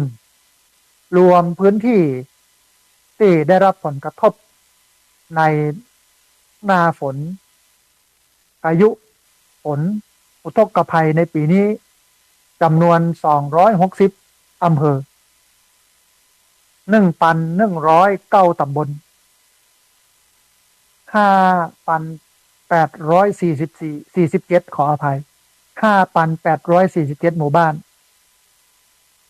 จำนวน42 อำเภอในบรรดาขออภัยจำนวน47 จังหวัดในบรรดา67 จังหวัดพี่น้องชาวบ้านได้รับผลกระทบจำนวน207,851 ครัวเรือนมานับเป็นคนนะท่านผู้ฟังเอานับเป็นหลังคาเรือนเนี่ยนะ207,851 ครัวเรือนมีผู้เสียชีวิตจำนวน49 รายแล้วก็ได้รับบาดเจ็บจำนวน28 รายอันนี้เป็นมหันตภัยที่เกิดขึ้นจากภาวะน้ำท่วมของปีนี้แล้วก็ดูเหมือนว่าจะวิกฤตนักไปทุกปีมากกว่านี้แถมเรื่อยๆนะฮะในปีต่อไปเนี่ยก็จะเกิดอย่างเนี้ยแล้วก็ดูเหมือนว่าจะนักกว่านี้โดยเฉพาะพี่น้องเชียงใหม่หลายคนก็บ่นว่าในรอบ50 ปีเนี่ยบ่เคยเห็นว่ามันจะวิกฤตนักขนาดนี้นะฮะทะลุทะลวงท่วมกาดหลวงท่วมโรงพยาบาลลานนาท่วมทะลุทะลวงไปหลายๆวัดในพื้นที่ของจังหวัดเชียงใหม่ในตัวเมืองแล้วก็โดยรอบทั้งหมดนะฮะอันนี้คือภาวะที่เขาบักเคยหันแล้วก็มองว่ามันจะเป็นอย่างนี้ตลอดแล้วก็นักขึ้นเรื่อยๆนะโลกวันนี้มันบอกถึงว่ามันวิกฤตแล้วถ้าเราบักเนี่ยอย่างสักอย่างหนึ่งถ้าบ่ช่วยกันปลูกต้นไม้อาตมาชอบใจท่านอาจารย์พระครูสุจินต์นันทกิจ เจ้าคณะอำเภอสันติสุขจังหวัดน่านเปิ้นทำโครงการสวมหมวกให้ตีนดอยนะสวมรองเท้าให้ภูเขาสวมหมวกให้ตีนดอยนะสวมขออภัยสวมรองเท้าให้ตีนดอยสวมหมวกให้ภูเขาสวมรองเท้าให้ตีนดอยนะสวมหมวกคือภูเขาสวมรองเท้าให้ตีนดอยคือเปิ้นรณรงค์ให้ชาวบ้านเลิกปลูกข้าวโพดและหันมาปลูกไม้ยืนต้นไม้ผลที่มันขายได้กำไรแล้วนอกจากเปิ้นรณรงค์ให้ชาวบ้านปลูกแล้วเปิ้นรับซื้อผลิตภัณฑ์ต่างๆที่เปิ้นไปรณรงค์เปิ้นก็มีการทำทะเบียนมีการเช็คสินค้าว่ามันมีคุณภาพมาตรฐานแต่แล้วเปิ้นก็รับซื้อไปขายให้กับห้างสรรพสินค้าเอากำไรส่วนหนึ่งมาจ้างคนมาดูแลไม่ว่าจะเป็นคนเช็คสต็อกสินค้าเช็คสินค้าเข้าออกเวลาพี่น้องชาวบ้านเอามาส่งต่อใดกี่กิโลอาจจะมาดูแลเรื่องการเงินดูแลเรื่องการขนขึ้นรถลงรถหลายส่วนทำให้คนในพื้นที่เพื่อนมีงานทำและทำให้ธรรมชาติมันกลับคืนมาอันเนี้ยมันต้องมากึดกันทั่วประเทศท่านผู้ฟังราชมาภาพก็กล่าวหาว่าตัวการสำคัญของภาวะน้ำท่วมเนี่ยก็เกิดจากข้าวโพดนะฮะการปลูกข้าวโพดที่หนักขึ้นคือต้องยอมรับอย่างหนึ่งว่าเวลาปลูกข้าวโพดเนี่ยต้นไม้ใบหญ้าต่างๆมันถูกตัดโล่งเตียนหมดเลยมันโล่งหมดแล้วทีนี้บนดอยมันบ่มีต้นไม้อ่ะมันมีแต่ดินถามว่ามันจะเอาอย่างมาซึมน้ำมันจะเอาอย่างมาดูดน้ำมันจะเอาอย่างมาเป็นแรงต้านน้ำบ่ให้มันเกี่ยวเวลาน้ำไหลลงดอยมามันบ่มีอ่ะมันก็ทะลุพุปังลงไปกันที่แม่สายเนี่ยเปิ้นก็สันนิษฐานกันว่านะคิปเปอร์ที่ท่วมบ้านอยู่วันเนี้ยซึ่งกำลังขนเข้าขนออกเนี่ยพดจะพอจะถึงเพดานเนี่ยก็มาจากต่างประเทศเพราะต่างประเทศเปิ้นทำเมืองแรกปลูกข้าวโพดปลูกทุเรียนรูปแบบใหม่ที่มันโล่งอ่ะนะดอยเป็นแก่นเป็นแก่นทีนี้เวลาฝนตกมามันก็ซะลงไปนะลงไปเอามาท่วมบ้านท่วมจองพี่น้องชาวบ้านนี่เป็นภาวะที่มันเสียหายท่านผู้ฟังเฮาจำเป็นต้องตื่นตัวขึ้นมาปากันท่านผู้ฟังปลูกต้นไม้ใบหญ้านะที่พักสงฆ์สถาบันธรรมาภิวัตน์ปีหน้านี้จะเริ่มละ10 ไร่หลังวัดเนี่ย10 ไร่จะปรับพื้นที่แล้วก็จะเอาไผ่สร้างมนลงแล้วก็ไผ่พันธุ์อื่นๆตัวนะเป็นไผ่ทุกชนิดจะทำเป็นเวลุวันสวนไผ่ตอนงานครบรอบ10 ปี1 ทศวรรษที่พักสงฆ์สถาบันธรรมาภิวัตน์ก็ปลูกต้นไม้ไปหลายพันต้นตอนนี้ก็เริ่มใหญ่เริ่มอย่างเปียงแอลเปียงโอ๊กกันละนะฮะบอกว่าจะเป็นต้นลำไยลิ้นจี่เงาะมะยงชิดละมุดโตกันนักละทำน้อยก็จะเป็นป่าตับท่านล่มเย็นเป็นซุกได้ดอกได้ผลลำดับต่อไปก็จะเอาไผ่ทุกชนิดนะฮะเน้นไผ่สังมนซึ่ง1มันสามารถถ้ามันโตถึงระยะหนึ่งจะต้องตัดทำให้ก่อมันโล่งเพื่ออันใหม่มันออกที่ตัดเอาไปเนี่ยบ่ได้เอาไปขว้างสามารถนำไปขายอย่างน้อยลำหนึ่งก็50 บาทเป็นเงินเอามาใช้ในวัดนะฮะ2นอก็ใช้ได้3ใบมันเอามามักแต่งเป็นปุ๋ยได้ครบวงจรนะฮะต้นไผ่ในใช้ได้อันนี้คือสิ่งที่อาตมาภาพกำลังกึศแล้วก็จะเชิญท่านผู้ฟังมาร่วมทำบุญกันในตะวานี้คุณแม่แชลมอุดมทรัพย์โยมซึ่งเป็นเจ้าภาพกฐินในปีก่อนเปิ้นมาร่วมทำบุญทอดกฐินสร้างศาลาโรงครัวเปิ้นก็โอนปัจจัยมาอยู่จำนวน 20,000บอกว่าเอามาตั้งเก้าไว้สำหรับรณรงค์ในการปลูกต้นไม้พระอาจารย์เอาไว้ปลูกต้นไม้เก็บไว้ห้ามต้องเอาไปใช้อย่างอื่นเอาไปใช้อย่างเดียวคือซื้อต้นไม้มาปลูกเดี๋ยวสักปีหน้าเนี่ยก็จะระดมทุนกันปีนี้มีเรื่องให้ระดมทุนเยอะนะตั้งแต่เรื่องมูลนิธิอันนึงแล้วก็เรื่องของการสร้างห้องน้ำซึ่งก็ระดมทุนได้ประมาณสัก50,000 กว่าบาท50,000 ปลาย ใช้งบประมาณในการสร้างอยู่ที่360,000 กว่าบาทก็เดียวในวันที่13เดือนพฤศจิกายนพุทธศักราช2567ที่จะถึงเนี้ยก็จะมีการทอดกฐินเพื่อนำปัจจัยบริวารเนี่ยสมทบทุนในการสร้างห้องสุขาถวายไว้ในพระพุทธศาสนาหน้าที่พักสงฆ์สถาบันธรรมาภิวัตรบ้านศพเตินตำบลศพปาดอำเภอแม่เมาะจังหวัดลำปางท่านใดอยากจะมาออกโครงการเลี้ยงกับข้าวเลี้ยงผลไม้เลี้ยงขนมเลี้ยงน้ำหลังจากจบรายการโทรเข้ามาแจ้งความประสงค์จำนงหมายกันเนอะท่านผู้ฟังเนอะนะฮะท่านใดจะมาร่วมทำบุญก็มาส่วนท่านใดที่บ่สะดวกในการมาร่วมทำบุญก็สามารถร่วมทำบุญได้ที่บัญชีเงินฝากของที่พักสงฆ์สถาบันธรรมาภิวัตรหมายเลขบัญชี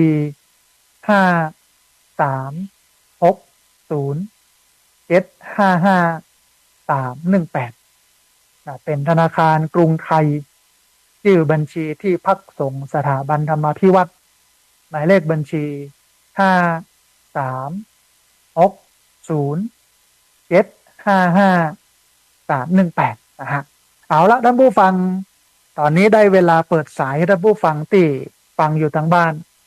จะโทรเข้ามาร่วมบุญร่วมเอ่ยกันโทรเข้ามาร่วมแสดงกับเกิดความเห็นกันแล้วเรียนเชิญเจริญพรท่านผู้ฟังที่ฟังอยู่เนอะบอกว่าอยู่ที่ไหนในประเทศโทรเข้ามาที่เบอร์064 125 4122เบอร์064 125 4122เรียนเชิญเจริญพรได้โทรเข้ามาร่วมบุญร่วมเอ่ยกันโทรเข้ามาร่วมแสดงกับเกิดความเห็นกันพอดีมีสายเข้ามาสายหนึ่งเดียวครับสายนี้ก่อนเปิ้ลจะว่าอย่าได้พ่องเจริญพร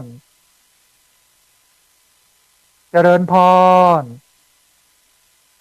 เจริญพรเจริญพรบ่ได้ยินเสียงคุณโยมเนาะ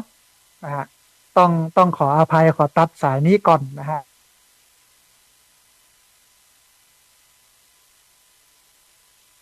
เรียนเชิญเจริญพรนะท่านผู้ฟังเนอะที่เบอร์06122เบอร์064 125 4122เรียนเชิญเจริญพรได้โทรเข้ามาร่วมบุญร่วมไปกันโทรเข้ามาร่วมแสดงความคิดความเห็นกันนะครับสายนี้ก่อนมีสายเข้ามาเจริญพรพอดีขออภัยโยมแม่เสียงมันบ่ดังเดี๋ยวขออันยุดสายโยมแม่กำปิดสายกำหนึ่งเนอะรับโทรศัพท์กำหนึ่งขออภัยนะฮะพอดีหาหูสาเหตุละ โทรศัพท์มันมีปัญหาน้อยหนึ่งเวลารับสายเสียงมันบอกค่อยดังตอนนี้กำลังปิดแล้วก็เปิดใหม่นะฮะเสียงมันมาใหม่พอดี2สายตะกี้ที่โทรเข้ามาล้อโทรกันเข้ามาแถมกำเนอะโยมพ่อโยมแม่เนอะที่เบอร์064 125 4122เบอร์064 125 4122นะฮะตอนนี้เปิดสายแล้วนะฮะลองดูว่ามันจะดีแค่ไหนอย่างไรนะฮะเจริญพรมาแล้วเจริญพรโยมแม่แนะนำตัวน้อยโอ้สาธุแม่เพนบ้านต้าจางนออ๋อแม่ร่วมทำบุญกับงานกฐินมาแล้วเนาะแม่เนาะอ๋ออันนั้นของอาจารย์มหาสมชาติเนาะร่วมอ๋อโยมแม่โอนมาบัญชีพระอาจารย์เนี่ยเนาะอ๋อเดี๋ยวจะได้ประสานอาจารย์มหาสมชาติเนอะโยมแม่เนอะโอ้สาธุอนุโมทนาบุญเดี๋ยววันหลังจบรายการแล้วโยมแม่โทรเข้ามาแหมกำเนอะสาธุอนุโมทนาบุญกับแม่เพนนะที่ร่วมทำบุญมาช่วยเหลือพี่น้องที่ได้รับผลกระทบจากน้ำท่วมเดี๋ยวจะได้ประสานท่านพระอาจารย์มหาสมชาตินะฮะพอดีมีสายเข้ามาแถมสายหนึ่งเดี๋ยวห้าสายนี้ก่อนเพื่อนจะว่าจะได้พ่องเจริญพรสาธุเจริญพรคุณโยมสัญญาณเป็นอย่างไรพ้องชัดเจนดีเนาะฟังสบายได้อยู่เนาะแต่ว่าตอนต้นรายการมันบอกให้ชัดเท่าใดเนาะแล้วตอน จำได้จำได้จำได้แนะนำว่ากันวันนี้ฟังท่านได้อธิบายก็เป็นธรรมะเหมือนกันนะครับเรื่องน้ำเรื่องอ่าเราได้เป็นความรู้ว่าเราจะได้ป้องกันในวันหน้าว่าหน่วยจะเป็นยังไงอ่าจะได้ป้องกันเพื่อมันเกิดซ้ำแถมเนาะอย่างนั้นอ่ะเปิดน้ำเขาจะต้องแค่ไหนเขาต้องปลูกต้นไม้ก็เขาจะต้องเว้นน้อมพื้นที่กาอย่างครับอืมถึงแม้มันจะเกิดก็ขอให้มันเกิดน้อยบ่ให้มันผลกระทบที่มันรุนแรงกว่านี้เนาะจะต้องปลูกต้นไม้ก็คือมันตั้มจะได้ตั้มน้ำในคือมันดูแลสิ่งแวดล้อมพื้นที่นะครับโอ้ต้องอนุโมทนาบุญกับโยมเบี้ยวที่มาร่วมสนับสนุนกันเนาะอนุโมทนาบุญกับโยมเบี้ยวเนอะได้ก็คือกำลังใจพระอาจารย์ที่สุขภาพแข็งแรงนะครับผมสาธุโยมเบี้ยวอนุโมทนาสาธุนะโยมเบี้ยวเป็นผู้พิการทางด้านสายตาติดตามรับฟังรายการเป็นประจำแล้วก็โทรเข้ามาสนับสนุนว่าวิธีการที่พระอาจารย์แนะนำเนี่ยดีมากนะฮะพอดีมีสายเข้ามาแถมสายหนึ่งเดี๋ยวฮับสายนี้ก่อนเพิ่นจะว่าจะได้พ้องเจริญพร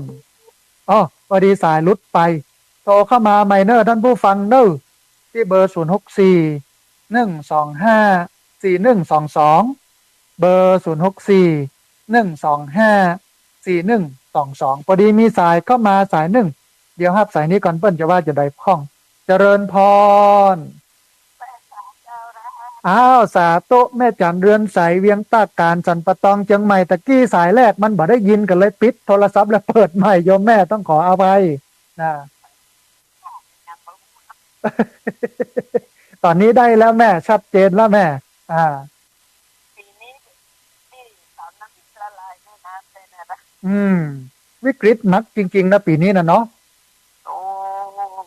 อยู่มาถึงก็แก่พอแล้วขนาดนี้ว่ามาหันเด็กถึงนั่นนะที่มันวิกฤตแต่มองว่าพระอาจารย์มองนะว่าต่อไปนี่มันจะนักล้ำกว่านี้นะถ้าหากว่าเรามาช่วยกันวันเนี้ยเนาะก็น่าแก่มันโลกไหลเข้าบ้านตึกบ้านเนี่ยมันแบบเคยมีมาแล้วเนาะแม่นละแม่สายนี่วิกฤตตอนนี้ก็ยังเอาออกบ่เสี่ยงตัวเนอะโอ้ไปเที่ยงง่ายว่ามันนักขนาดนั้นนะอันคนที่เปิ้นจะมาเอาออกเปิ้นบอกว่าจ้างกะจ้างได้ประมาณ50,000เนี่ยเอาออกคืออีนะเออเนี่ยมันฟองคือแบบได้ประโยชน์อย่างต่างอย่างนะวันนี้ต้องตื่นตัวเนาะแม่เนาะต้องมาช่วยกันปลูกก็ไม้ใบหญ้าเนี่ยอย่างให้มันสมดุลอ่ะเบอร์ให้มันวิกฤตไปกว่านี้เนาะแม่เนาะต้องไปแก้ไขต้นน้ำบุดดอยเมื่อเนาะอันนี้คือสาเหตุหลักๆนะเอาแก้บางลูกที่มันเป็นสาเหตุได้แล้แม่นวละแม่นละมันต้องเนี่ยโครงการเหมือนท่านอาจารย์พระครูสุจินต์นันทกิจอ่ะสวมหมวกคือภูเขาสวมรองเท้าคือตีนดอยโลกอันนี้แน่นอนอ่ะถ้ามันลุกมาแล้วมันจะล่มเป็นเป็ดตุกกันไปแม่นละโยมแม่อนุโมทนาบุญกับแม่จันเรือนใสเนอที่ให้กำลังใจกันนะจ้าแม่จะโอนเป็นจ่ายกันไปนะโอ้สาธุอนุโมทนาบุญกับโยมแม่ตัวเนอจ้าจ้าไม่ตาจ้าสาธุนะแม่จันเรือนใสเวียงตะการสันปะตองเชียงใหม่จะร่วมทำบุญกับถินทานในวันที่13 พฤศจิกายนตัวต้องอนุโมทนาบุญกับโยมแม่พี่น้องนั่นผู้ฟังที่ติดตามรับฟังอยู่เนอโดยเฉพาะสายที่สองสายแรกที่โทรเข้ามาบติดเนี่ยบเจ้บติดฮับแล้วแต่เสียงบดังโทรเข้ามาใหม่เนอที่เบอร์064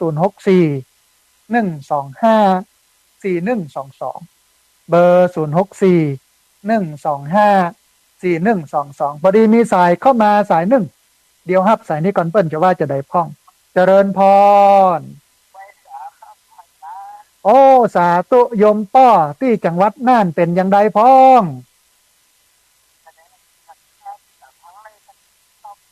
น้ำท่วมกับบ้านนาแดงป้อโอ้ยังแควนเนาะป้อเนาะนะโอ้นักเลยเนาะอำเภอเมืองอำเภอเวียงสาหมู่นี้เนาะป้อเนาะเออสบายใจน้อยเนาะป้อเนาะ โอ้อนุโมทนาบุญกับป้อหนานจัดหนักป้อน้อยจัดหนักเด้อตามกับแล้วทุกฝ่ายเอาไปเป็นคนได้แก่ทุกข์ของเอาไปคำให้ขอพระอาจารย์ท่านจะว่าครับสาธุอย่างเดียวกันเด้อป้อเนอ้อสาธุค่ะสาธุนายมป้อจากจังหวัดน่านก็ยังแฟนน้อยที่อำเภอนาน้อยเปิ้นอยู่ในที่สูงปลอดภัยเวลาเลยแฮม37 นาทีท่านผู้ฟังโอ้37 นาทีนี้ได้หลายสายวันนี้อู้เรื่องสำคัญนะมันบ่ใช่ว่าไปอู้ไปเลอะไปเลยตุเจ้าเอาอย่างมาหู้มาอู้บ่ใช่นะเป็นธรรมะเหมือนกันความทุกข์ของคนเนี่ยมี2 อย่างทุกข์กายทุกข์ใจทุกข์ใจแก้ด้วยวิปัสสนากรรมฐานโดยการปล่อยวางโดยการหันไตรลักษณ์ระดับทุกข์แต่ทุกข์กายเนี่ยก็คือเรื่องปากเรื่องท้องเรื่องอากาศสิ่งแวดล้อมเนี่ยคือทุกข์กายเพราะนั้นเนี่ยมันต้องแก้2 อย่างตอนนี้ต้องแก้เรื่องทุกข์กายก่อนพอดีมีสายเข้ามาสายหนึ่งเดี๋ยวรับสายนี้ก่อนเปิ้นจะว่าอย่างใดพ้องเจริญพรเจริญพรเจริญพรโอ้สาธุโยมแม่สัญญาณชัดเจนดีเนาะเมืองลีเป็นได้พ้องเมืองลีน้ำท่วมหนักพ้องก่อมีก่อนน้ำท่วมแม่วันปีนี้ท่วมสังม่วงจังเพื่อนได้อ๋อพอมีอยู่เนาะแม่เนาะแต่ก็บ่เสียหายนักเนาะแม่เนาะเออยังแควนอยู่บนดอยเนาะแม่เนาะยังแควนต้องปลอดภัยแต่ว่าต้องระวังดินโคลนถล่มแต่ว่าระยะหลังๆก็บ่มีละฝนตอนนี้จะเข้าหนาวแล้วแม่เนาะเย็นพ่องก่ออากาศเริ่มเย็นขึ้นพ่องก่อแม่ตังพุ้นโอ้อนุโมทนาบุญกับโยมแม่ที่โทรเข้ามาให้กำลังใจกันเนอะสาธุนั่นเนาะมันนักแกนะต้องช่วยกันปลูกก็ไม้แม่นักเนอะอนุโมทนาบุญกับแม่เนอะสาธุเจริญพรอนุโมทนาบุญโยมแม่เจริญพรแม่หลงบ้านบวกเมืองลี้ละปูนโตเข้ามาให้กำลังใจแล้วก็บอกว่าโอ้เกิดใหญ่มาอายุ7 8 90แล้วบ่เคยปะกำเตื้ออย่างนี้เนี่ยมันก็ต้องมาช่วยกันพอกอยกันละพี่น้องวันนี้ถ้ามัวแต่บ่สนใจกันเมื่อมันแล้วไปเหียแต่ปีหน้ามันอย่านักกว่านี้นะฮะวันนี้มีสายเข้ามาสายหนึ่งเดี๋ยวฮับสายนี้ก่อนเปิ้นจะว่าจะได้พ้องเจริญพรสาธุโยมแม่แนะนำตัวน้อยชื่ออะไรยังอ๋อสาธุฟังประจำได้ละโยมแม่โอ้เป็นได้พ้องสถานการณ์น้ำมีท่วมพ้องก่อนท่วมอยู่ก่อนแม่โอ้ท่วมหนักอยู่เนาะโอ้ต้องให้กำลังใจโยมแม่ตอนนี้อยู่ในภาวะฟื้นฟูเนาะแม่เนาะน้ำแม่ลีโอ้น้ำแม่ลีกะโอ้วิกฤตขนาดนักเหมือนกันเนาะตอนนี้มันก็เริ่มดีแล้วท่วมกูปีเลยกะแม่เอามาแต่ว่าปีต่อไปนี่มันจะนักขึ้นนะต้องหาวิธีการป้องกันไว้เนอะแม่เนอะให้กำลังใจโยมแม่เนอะแม่เนอะสาธุแม่อนุโมทนาเมืองลี้ท่านผู้ฟังอยู่ใกล้แม่น้ำลี้ท่วมนักกว่าปีที่แล้วนะแต่ว่าปีต่อไปนี่จะวิกฤตกว่านี้แถมพระอาจารย์ก็เลยบอกว่าให้กำลังใจแล้วก็ต้องหาวิธีการป้องกันไว้เนอะนะฮะพอดีมีสายเข้ามาแห่มสายหนึ่งท่านผู้ฟังครับสายนี้ก่อนเปิ้นจะว่าจะได้พ้องเจริญพรเอาสาธุเจริญพรคุณโยมแม่อยู่ตังใดอ๋อแม่สมพรนันทนัทบ้านน้ำดิบเนาะแม่เนาะ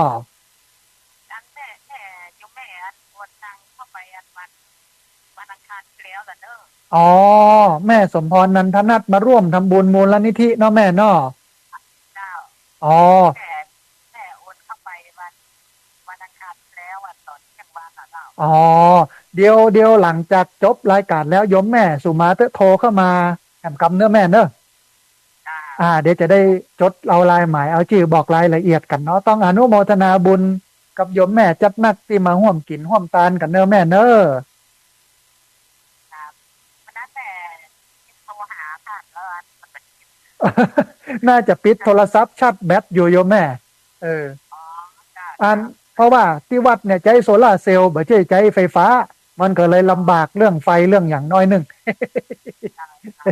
อนุโมทนาบุญกับแม่เนอะกลับไปสอนเจ้าสาธุแม่สมพรนันทนัทนะฮะได้ร่วมทำบุญจัดตั้งมูลนิธิอันนั้นก็เอาไว้หั่นก่อนก็เหลืออยู่ประมาณ50,000ปลายเนี่ยก็จะครบ200,000ตอนนี้มาโอ้เรื่องกฐินก่อนนะหลังจากเซตกฐินแล้วก็ระดมทุนกันใหม่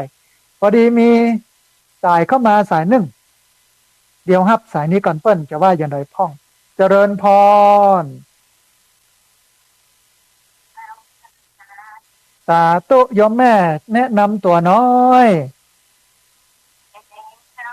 อ๋อแม่แดงดอกตะล่อมเนาะโอ้ได้แม่ได้บ่เป็นอย่างถ้าแม่โอนเข้ามาอย่างใดก็โทรเข้ามาบอกกับแม่เนอะท่วมหนักก็แม่ท่วมเอาใกล้น้ำปิงเลยเนาะแม่เนาะตอนนี้ลดลงหรือยังแม่ลดแล้วโอ้ต้องช่วยกันบูรณะปฏิสังขรณ์ถ้าใครอยู่ใกล้เนอะบ้านโยมแม่แดงดอกตะล่อมอยู่ที่ไหนก็แม่อำเภอเมืองเขตปากไฟใต้เนอะถ้าพี่น้องที่อยู่ทางแถวนั้นก็ไปช่วยกันเนอะพอกอยกันเนอะพี่น้องเครือข่ายขึ้นสีขาวเฮาเนอะนะอนุโมทนาบุญกับแม่แดงแล้วก็กำลังใจโยมแม่เนอะเมืองลี้กับปอมีพ่องโยมแม่ที่เปิ้นรายงานมาตะกี้ก่อนนักกะหลายแต่ว่าน้ำลดละแต่ปัญหาคือขี้เปอะเนี่ยประเดี๋ยวนี้นะจะกระช่วยที่พระอาจารย์อยู่ท่วมอยู่แม่หน้าวัดออกวัดมาได้10 วันอ่ะ แต่ว่าบ่เสียหายในวัดบ่เสียหายแต่ว่าทางเข้าวัดบ่ได้มันรู้ตอนนี้กำลังประสานหน่วยงานต่างๆมาพอมากอยอยู่โยมแม่อนุโมทนาบุญกับแม่แดงดอกตะล่อมเนอะ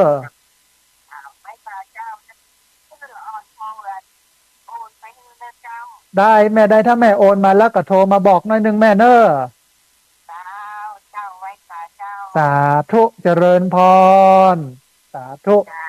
นะแม่แดงดอกตะล่อมอยู่อันป่าคอยใต้เนอะพี่น้องที่อยู่ใกล้กันก็ไปช่วยไปพอไปกอยกันเพื่อนเพียวบ้านน้ำท่วมเพิ่งลดนะฮะพี่น้องเชียงใหม่ขณะนี้หลายพื้นที่ก็ยังท่วมอยู่แต่ว่าหลายพื้นที่ก็ยังอยู่ในภาวะฟื้นฟูนะฮะถ้าไผ่มีเวลาก็ไปช่วยกันนะฮะบดีมีสายก็มาสายหนึ่งเดี๋ยวฮับสายนี้ก่อนเปิ้ลจะว่าจะได้พ่องเจริญพรครับประกาศครับอ๋อสาธุลุงคำบ้านห้วยการบ้านห้องหลับปูนสัญญาณชัดเจนดีเนาะปีนี้บัดท่วมเนาะบ้านห้วยการเนาะครับผมได้แล้วครับเดี๋ยวสักชั่วโมงก่อนได้อ๋อมันเป็นน้ำป่าลูกอันห้วยการมาเนาะแล้วก็น้ำไม่ลีเนาะโอ้ดีละเป็นบุญกรรมบุญจูเนาะอนุโมทนาบุญกับลุงคำที่ติดตามรับฟังแล้วก็โทรเข้ามาแล้วก็อนุโมทนาบุญที่ถวายเกิบมาเลยเนอะสาธุลุงคำอนุโมทนาสาธุลุงคำบ้านห้วยการบ้านห้องหลับปูนปกติลุงคำเนี่ยเปิ้นชอบถวายรองเท้านะฮะกาดาวเทียมสีตุ้เจ้าสีราชนิยมอาตมาชอบใส่เปิ้นก็ถวายมา2 กู้กระใจอดท่านผู้ฟังใจเมินนะฮะแต่ว่าที่วัดเนี่ยมันเป็นดินเป็นหินก็เลยรู้บ่อยนะเปิ้นก็เลยถวายเปิ้นตั้งใจว่าเวลาพระอาจารย์ไปเทศไปบรรยายไปทำกิจกรรมพัฒนาสังคมที่ไหนเปิ้นก็จะได้บุญตัวเพราะเปิ้นถวายเกิบที่เราพอดีมีสายเข้ามาสายหนึ่งเดี๋ยวฮับสายนี้ก่อนเปิ้นจะว่าจะได้พ้องเจริญพรสาธุโยมแม่แนะนำตัวน้อยโอ้สาธุเมืองน่านเจริญพรน้ำท่วมเป็นได้พ้องแม่ปีนี้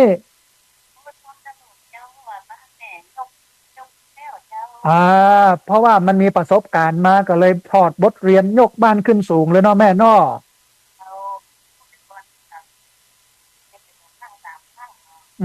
ท่วมตลอดเพราะบ้านมันต่ำเนาะแม่เนาะทุกครั้งเรา อ๋อก็ยังแควนละยังสบายดีขึ้นเยอะเลยกำลังใจโยมแม่จัดหนักเนอะแม่เนอะเนาะแม่นเดินละหาเลยทั้งเชียงใหม่ทั้งแม่สายอ่าตังเจียงไฮ้ตังแม่สายเจียงใหม่ตังลำปางพะเยาเนาะแม่เนาะเมืองแป้ด้วยนะอืมแม่นละแต่ต้องถอดบทเรียนแล้วก็ต้องช่วยกันป้องกันต้องช่วยกันแก้ไขเนาะแม่เนาะเราแม่มันเป็นเทรนเนอร์เอาอนุโมทนาบุญกับโยมแม่จัดหนักเนอะเราสาธุเจริญพร เราโยมแม่จากจังหวัดน่านนะฮะเพิ่นมีประสบการณ์ถูกน้ำท่วมเพิ่นก็เลยยกบ้านขึ้นสูงก็อยู่รอดปลอดภัยอันเนี้ยมันก็เป็นส่วนหนึ่งแต่ว่ามันต้องใช้กำลังทรัพย์ท่านผู้ฟังอันเนี้ยมันเป็นสิ่งเร่งด่วนที่จะต้องทำแล้วก็อาตมาภาพมองว่าปีต่อๆไปมันจะหนักกว่านี้นะต้องช่วยกันหลายด้านนะฮะพอดีมีสายเข้ามาสายหนึ่งเดี๋ยวครับสายนี้ก่อนเปิ้ลจะว่าจะได้พ้องเจริญพรเราว่าจะว่าจะแต่ต้องเลิกสาธุโยมแม่สัญญาณชัดเจนดีเนาะ เดี๋ยวต้อง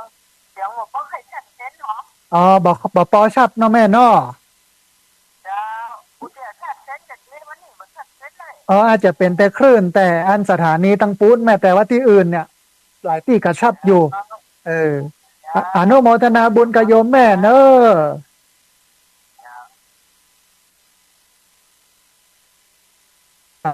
สาธุเข้าใจเด้อได้กำลังใจจัดหนักโยมแม่อนุโมทนาเจ้าภาษาเจ้าสาธุนะโยมแม่จากเวียงป่าเป้านะฮะเปิ้นโทรเข้ามาให้กำลังใจบอกว่าสัญญาณบอกให้ชัดนะแถวตังปูนแต่ว่าที่อื่นจังหวัดอื่นๆเนี่ยอาจจะชัดเจนเป็นบางที่นะอาจจะเป็นเพราะสถานีเป็นเพราะบรรยากาศก็ได้นะฮะพอดีมีสายเข้ามาสายหนึ่งเดี๋ยวฮับสายนี้ก่อนเปิ้นจะว่าจะได้พ่องเจริญพรยังสาเจ้าสากูได้ถึงคุณต้องลงแล้วนะสาธุโยมแม่แนะนำตัวน้อยจันไปนี่มาเข้าใจอ่าจำได้แล้วโยมแม่ต้องขอสุมาภัยพอดีคนโทรเข้ามาหลาย เป็นเน็ตไลฟ์สามก็จบรายการแล้วมีภาระต่อโยมแม่ปกติจะบอกค่อยได้รับสายโยมแม่เออเจ้าถ้าเน็ตเตอร์เจ้าเจ้าเวียงป่าเป้าอันเป็นใดพ่องแม่น้ำท่วมก็ที่บ้านแม่ช่วงสองเกี่ยวสองครั้ง2 ครั้งตอนนี้คลี่คลายลงเนาะแม่เนาะ แรกกับเพียงเดียวแต่ตอนนี้ตอนอย่างนี้ไม่ได้เอาลงได้อย่างตอนนี้กันเลยอ่ะ เอันกลัวจะรอบที่3เนาะก็ถ้าอยู่จะมาอย่างผมได้ของเสียหายอยู่แต่ยังไม่ได้เอาไปฝากโอ้เฮ้อกำลังใจโยมแม่จัดหนักเนอะแม่เนอะยังอืมจะมีกำลังใจสู้ต่อไปโอ้อนุโมทนาเนี่ยของแต่ถ้าเฮาใจแข็งเฮาเกิดมาเฮาก็มีอย่างมาหาเอาตั้งหน้าวันนี้ก็เริ่มต้นใหม่เนาะแม่เนาะอืม จากเริ่มต้นเลยจะคุยว่าเป็นอย่างแม่ฮิหาไปเนาะแม่เนาะนะเฮ้เฮ้ใจนะเจ้าสาธุแม่เฮ้กำลังใจเนอะเจ้าเจริญพรนะพี่น้องเวียงป่าเป้านะน้ำท่วมเกิ่งแอวคือพอท่านผู้ฟังมันไม่ใช่ธรรมดานะ แต่ว่าเนี่ยการป้องกันการแก้ไข และทำอันหนึ่งที่สำคัญสุดการเตือนภัยของภาครัฐอันนี้บ่มีเลยท่านผู้ฟังว่านะมันมาตั้งใดน้ำมาขนาดไหนมาบ่มกับเดียท่วมแล้วอย่าอันนี้รัฐเองต้องเป็นการบ้านให้กับรัฐนะฮะมาอู้ถึงเรื่องของอ่าการเฝ้าระวังการเตือนภัยว่าน้ำมาแล้วเลิกเก็บของขึ้นอย่างนี้อันนี้เป็นเรื่องในต่างประเทศเพิ่นมีกันเรื่องพวกนี้นะแต่ว่าบ้านเฮาบ่ได้มันมีอันนี้ฝากไว้ให้เป็นการบ้านกับรัฐบาลนะฮะวันนี้มีสายเข้ามาสายหนึ่งฮับสายนี้ก่อนเพิ่นจะว่าจะได้พ่องเจริญพรไม่แต่เจ้าสาธุไม่มองเราป่วยเจ้าโอ้สาธุแม่น้ำท่วมก่อแม่น้ำมาท่วมบ้านนี่นะอ๋อยังแควนอยู่รอดปลอดภัยดอยใส่เป็นส่วนน่ะส่วนเป็นมอดอ่ะโอ้ไม่ได้ดอยพระเจ้าโอ้ยังแควนน้อยยังแควนน้อยใหญ่ส่วนนี้นะอ่าเฮาก็ฮื้อกำลังใจพี่น้องที่เปิ้นท่วมเนาะแม่เนาะเจ้าน่าจะแค่ถึงเขาพอตึงได้เลยอ่ะอ่าเป็นไปตึงกุฏินะอ่าเอา เป็นไปตึงกุฏิเนาะแม่เนาะอืมเจ้ากำลังใจกันเนาะแม่เนาะส่งกำลังใจกันไปหากันเนาะเจ้าอืมโอ้อนุโมทนาบุญกับโยมแม่เนอะที่ติดตามรับฟังแล้วก็โทรเข้ามาให้กำลังใจกันเนอะแม่เนอะ เจ้าพอวันถ้าได้อาจารย์ถ้าเกิดไม่ก็จะห้องไปสักน้อยนะถ้าจำน่าก็จำน้อยนะได้แม่ได้ตามนาบุญแม่ตามนาบุญ เจ้า เอออนุโมทนาบุญกับโยมแม่จันนักเนอะเดี๋ยวอันถ้าโอนมาก็โทรมาแจ้งกันเนอะแม่เนอะเจ้าตาถ้าคนโทรมาบ่ค่อยได้แต่ อ๋อบอกค่อยได้ยินชัดเนาะแม่เนาะเจ้าอ๋อเดี๋ยวก็ต้องปรับกันแม่ต้องขออภัยโยมแม่จันนักเนอะเจ้าสาได้ธุค่ะเจ้าเจริญพรโยมแม่โทรเข้ามากำลังใจกันแล้วก็จะทำบุญกฐินนะฮะเรียนเชิญเจริญพรนะท่านผู้ฟังเนอะเวลาแหลมประมาณ30 นาที20 กว่านาทีไม่ใช่3023 นาทีที่เบอร์0641254122เบอร์0641254122พอดีมีสายก็มาสายหนึ่งเดียวครับสายนี้ก่อนเพื่อนจะว่าจะได้พ่องเจริญพรกับวิชาเจ้าท่านโทรจากเมืองลินะเจ้าโอ้สาธุพี่น้องเมืองลี้สัญญาณเป็นได้พ้องก็สัญญาณพอดีเจ้าฟังจากคลื่น131.5คนเมืองลิเจ้าโอ้อนุโมทนาเมืองลี้สถานการณ์น้ำเป็นได้พ้องคุณโยมสถานการณ์ที่บ้านท่านคงมีปัญหาแต่ว่าอันทางเข้านะมันทะลุฟังไปหมดแล้วเจ้าโอ้มันเป็นกันกุฏิแล้วเนาะโยมเนาะเจ้าแล้วก็บ้านหลังน้อยคอยหันประเดี๋ยวนี้มันร้าวหมดเลยช่างคนมาตุกหมดเลยแล้วก็หลังคาทั่วในหันเอาให้ช่างไปหมดเลยเจ้า โอ้มันวิกฤตแต่นะปีนี้เนาะปีหนึ่งเนาะแต่ว่าทางทุกหน่วยองค์กรของอำเภอลีที่เพิ่นช่วยมากเลยในเจ้าอ๋อเปิ้นใส่ใจเนาะเปิ้นมาพอมากอยเปิ้นมาช่วยเนาะเนี่ยดีเทศบาลเพิ่นจะดูแลดีเจ้าโอ้อนุโมทนาเป็นหน้าบุญของเฮาเนาะแม่เนาะเจ้าเวลาน้ำท่วมน้ำอย่างที่ถ้าเวลาต้อน้ำต้ออย่างแตกพอมันแห้งปุ๊บก็จะมันเรียบร้อยเลยเนาะโอ้ดีแต่อย่างนี้ใครได้อย่างอีกุฏินะเนาะถ้าน้ำอย่างที่บ่ต้องได้การเจ้าขนาดน้ำเชี่ยวน้ำอย่างเพิ่นก็รู้ที่เอาไปเจ้าถ้าเข้าใจเพิ่นก็ใจรถไถรถไถมันลุยหน่อยเนาะมันไปได้ในทุกที่มันบ่ติดบ่ลมเนาะแม่เนาะจ้าที่เพิ่นอยู่ที่ตั้งสูงเพิ่นก็ช่วยกันมาทำกับข้าวได้ยังลงมาส่งเนี่ยต่อโอ้ดี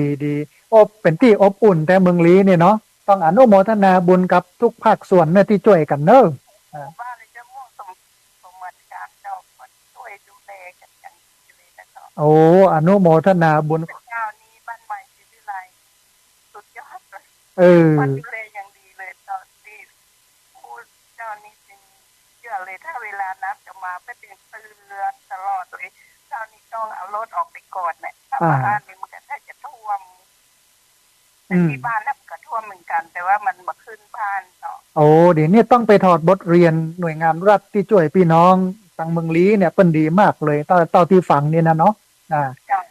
ใส่ใจดีต่อเดี๋ยวมีโอกาสแวะไปเมืองลี้จะแวะไปหากำเนิดแม่โยมแม่เนอะเลยเจ้าที่บ้านใหม่ศิวิไลเจ้าลงเลยวัดมาประมาณสักกิโลกว่าเนี่ยเนาะบ้านใหม่ศรีวิไลเมืองลี้เนาะตำบลอะไรอย่างก็โยมแม่ตำบลอะไรอย่างอ๋อเดี๋ยวรอสถานการณ์มันคลี่คลายก่อนเนาะแม่เนาะโอ้อนุโมทนาบุญเนอะเจริญพรสาธุฟังเปิ้นเล่าเนี่ย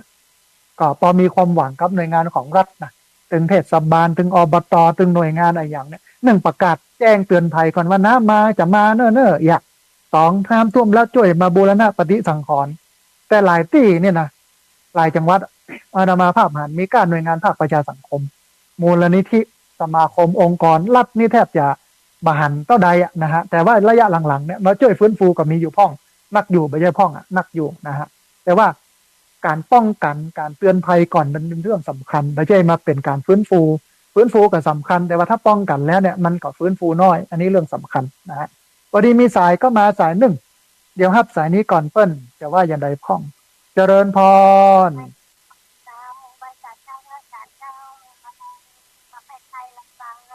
อ๋อ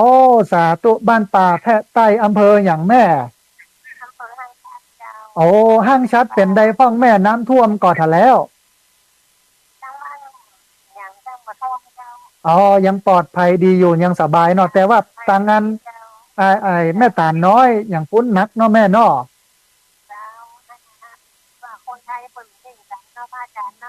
ไปช่วยไปพอไปกอยกันให้กำลังใจกันเนาะแม่เนาะ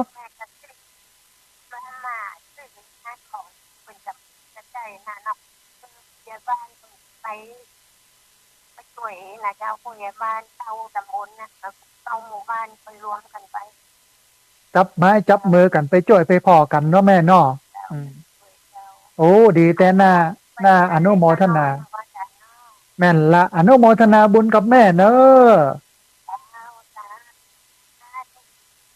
ตาโอ้ชื่นใจโยมแม่ชื่นใจอ่ะ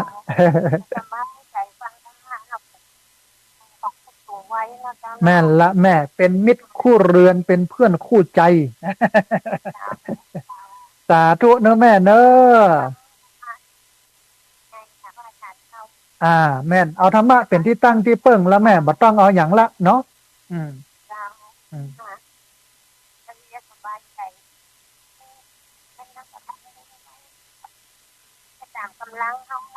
แม่นละตามกำลังอัตภาพบ่เบียดเบียนตัวเก่าบ่เบียดเบียนคนอื่นเนาะแม่เนาะโอ้อนุโมทนาบุญกับโยมแม่จัดหนักเนอะสาธุนะโยมแม่จากอำเภอห้างชัดนะฮะก็มีการช่วยเหลือกันนะท่านผู้ฟังในหมู่ภาคประชาสังคมนะวันนี้ก็ต้องมาช่วยกันนะวันนี้การฟื้นฟูเชียงใหม่ก็เป็นเรื่องสำคัญนะฮะทับหน้าไปช่วยน้ำท่วมระหว่างที่ท่วมอยู่ท่านมหาสมชาติท่านอาจารย์พระครูอภิวัฒนาวิกรมครูบาอาจารย์สายเชียงใหม่ละปูนสายเชียงไฮ้ลำปางที่ไหนตั้งใดก็ไปช่วยกันนะฮะแล้วก็หลังจากนี้ฟื้นฟูก็คงจะต้องเป็นหน้าที่ของรัฐแล้วก็บางหมู่เฮาบางส่วนตัวนะฮะพอดีมีสายก็มาเดี๋ยวสายหนึ่งเดี๋ยวครับสายนี้ก่อนเปิ้ลจะว่าอย่าใดพ่องเจริญพรอ๋อสาธุในเวียงลำปางแม่ติตยาน้ำท่วมก็โยมแม่อ๋อที่เชียงใหม่พุ่นท่วมเนาะแม่เนาะวิกฤตขนาดนักเดี๋ยวต้องรอสักครู่โยมแม่เพราะว่าตอนนี้กำลังวุ่นวายน้ำกำลังเริ่มลดแม่ลูกศิษย์ลูกหาพระอาจารย์ลูกศิษย์ลูกหาพระอาจารย์อยู่เชียงใหม่นักขนาดก็โทรมากันให้กำลังใจกันไปอะกะกำลังใจได้ไปทำงานกับไปได้นะสองหอยมันควบนักนะแม่นแล้วเดี๋ยวรอสักสัก7 วัน15 วันก็จะฟื้นแล้วแม่กำลังใจโยมแม่เนอะเดี๋ยวอันพ่อแม่ประเทศไทยครับแต่จะโอนยังร้านห้องสุขานั่นเลยครับได้แม่ได้นะถ้าจะได้แม่โอนมาแล้วก็โทรมาบอกกำเนิดแม่เนอะสาธุอนุโมทนานะโยมแม่นิตยาอยู่แจ้งหัวรินในเวียงลำปางแต่ว่าลูกหลานอยู่เชียงใหม่ก็เอ็นดูนะฮะวิกฤตกันหลายพื้นที่นะได้รับผลกระทบก็ให้กำลังใจกันนั่นผู้ฟังกำลังใจมันสำคัญที่สุดถ้าใจแข็งใจดีเห็นแล้วจะวิกฤตขนาดไหนมันฟื้นเร็วแต่ถ้ามันโยมอุบยุบเนี่ยนะโอ้โหมันไปตั้งหน้าบอกรอดนะฮะพอดีมีสายก็มาเดิมสายหนึ่งเดี๋ยวครับสายนี้ก่อนเปิ้ลจะว่าจะได้พ่องเจริญพรโอ้สาธุแม่คำนวณแก้ซ้อนเมืองปานลำปางวันนี้สัญญาณเป็นได้พ่องแม่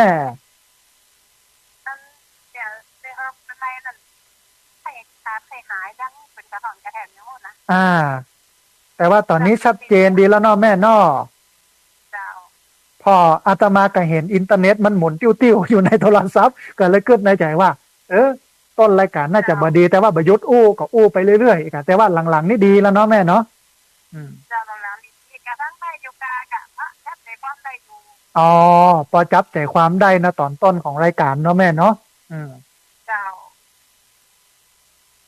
อนุโมทนาบุญกระยมแม่ที่โทรเข้ามาให้กำลังใจกันเนอะแม่เนอะเจ้าวันรับได้ฟังมันไก่อย่างก็พอกินก็ได้กินข้าวก็ได้ฟังแบบหนึ่งก็กินข้าวอิ่มชื่นอกเย็นใจเนาะแม่เนาะเจ้าสาธุสาธุเนอะแม่เนอะเจ้ากับภาษาเจ้าสาธุนะแม่คำนวณแจ้ซ้อนเมืองปานลำปางนะโทรเข้ามาให้กำลังใจกันนะฮะเหลือเวลาแห่ง13 นาทีท่านผู้ฟัง13 นาทีนี้ได้หลายสายเนอะท่านใดที่ยังบ่โทรก็เจริญพรโทรเข้ามาท่านใดที่โทรมาแล้วนะบัติดโทรมาแล้วบ่ได้รับสายโทรเข้ามาใหม่ที่เบอร์064 125 4122เบอร์064 125 4122พอดีมีสายเข้ามาสายหนึ่งเดี๋ยวครับสายนี้ก่อนเปิ้นจะว่าจะได้พ่องเจริญพรสาธุเจ้าสาธุโยมแม่แนะนำตัวน้อยแม่น้อมเจ้าอ๋อแม่น้อมตาจังเจริญพรเจ้าส่งไปแล้วเด้อส่งไปวันนั้นน่ะอ๋อ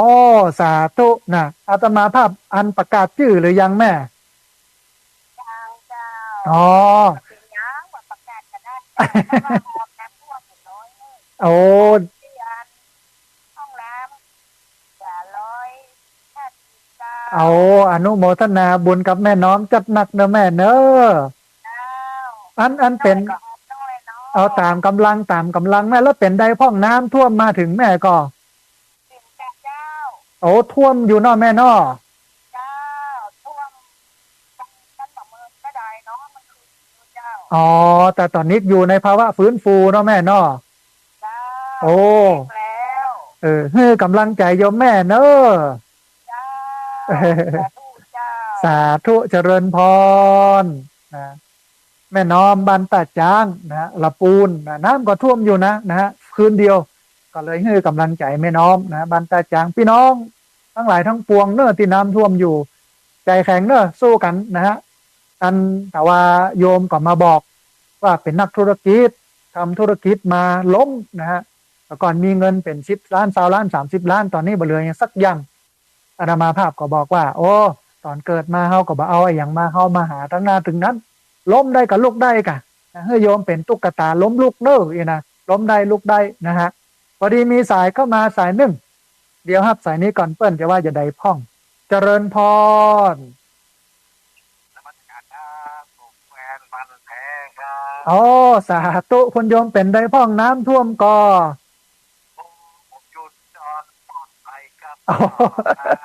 ยังแควนนะโยมเนาะนะวิกฤตเลยเนาะโยมเนาะวิกฤตครั้งใหญ่เลยครับเนาะครั้งใหญ่ในหลายรอบครับเนาะเป็นว่าในรอบ50 ปีเนี่ยนี่หนักที่สุดนี่นะครับก็นักขนาดนะครับก็ให้กำลังใจกันนะโยมเนาะนะกำลังใจให้ท่านนะครับโอ้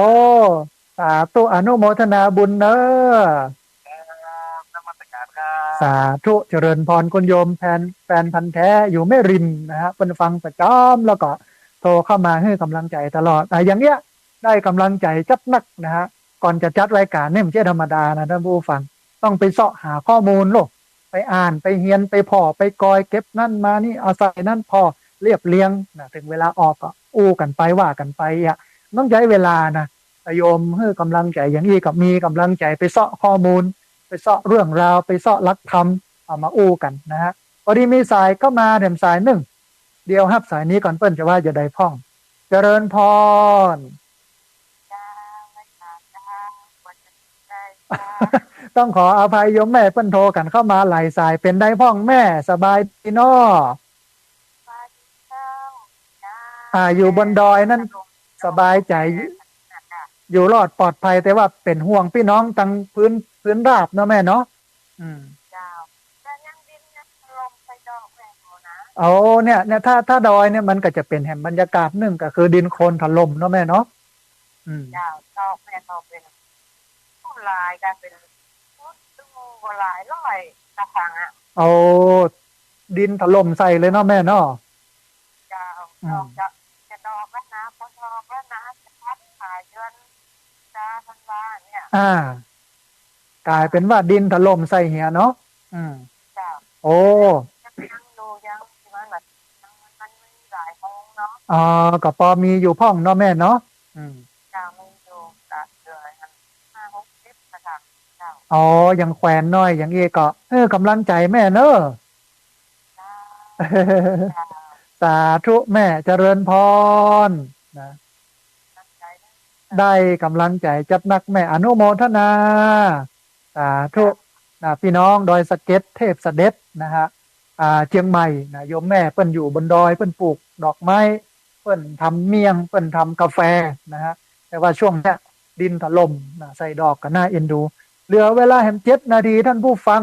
7 นาทีนี้ได้หลายสายเนอะเรียนเชิญเจริญพรที่เบอร์0641254122เบอร์0641254122เรียนเชิญเจริญพรได้โทรเข้ามาร่วมมือร่วมเอ่ยกันโทรเข้ามาร่วมแสดงความคิดความเห็นกันช่วงนี้เป็นช่วงฟื้นฟูเป็นช่วงให้กำลังใจกันนะฮะกับพี่น้องที่ได้รับผลกระทบจากภาวะน้ำท่วมแล้วก็วันนี้เอาสถานการณ์น้ำท่วมทั่วประเทศของปภก็คือกรมป้องกันและบรรเทาสาธารณภัยมาให้ท่านผู้ฟังได้ฟังเป็นข้อมูลแล้วก็ตระหนักว่าบีต่อไปนี่ถ้าเอาบางอย่างสักอย่างนี่นะมันก็จะนักกว่านี้นะแต่ว่าอย่างนั้นเนี่ยต้องช่วยกันป้องกันช่วยกันปลูกต้นไม้นักๆโดยเฉพาะบนดอยนะพี่น้องที่ปลูกข้าวโพดอาจจะต้องโดยเฉพาะบนดอยนะพื้นที่ราบบ่เป็นหยังแต่ว่ามันวิกฤตที่บนดอย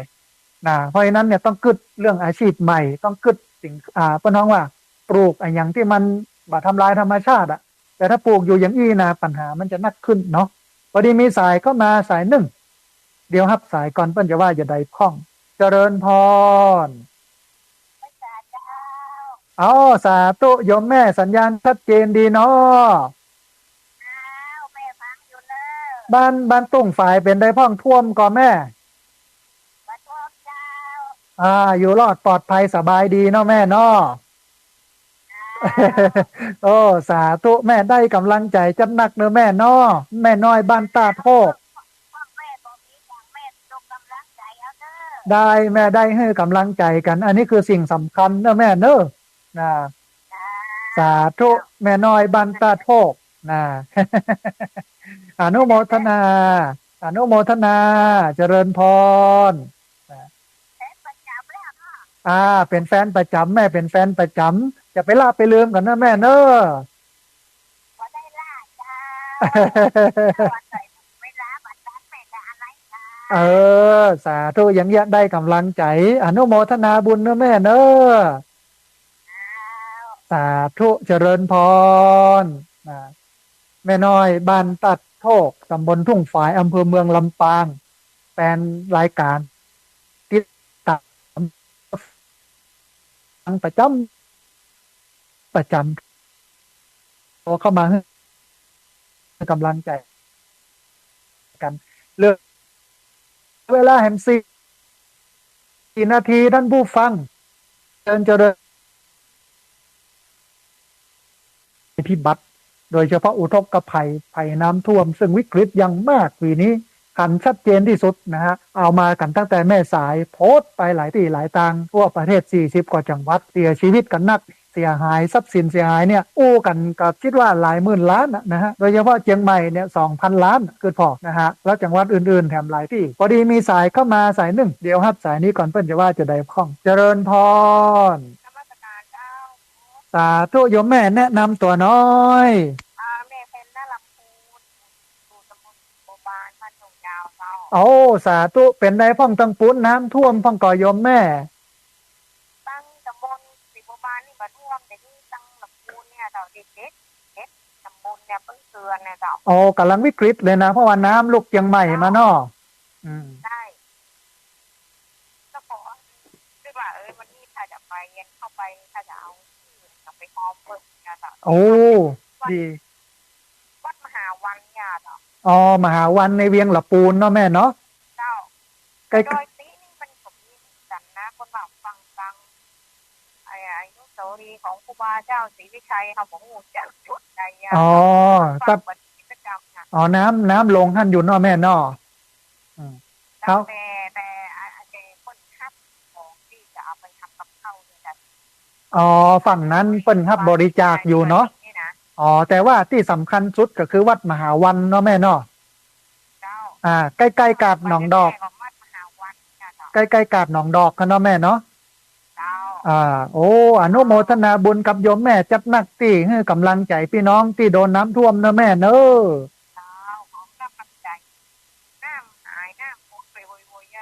สาธุสาธุแม่อนุโมทนาบุญเนอะเจริญพรตอนนี้พี่น้องละปูนกำลังวิกฤตนะฮะแล้วก็เปิ้นรับบริจาค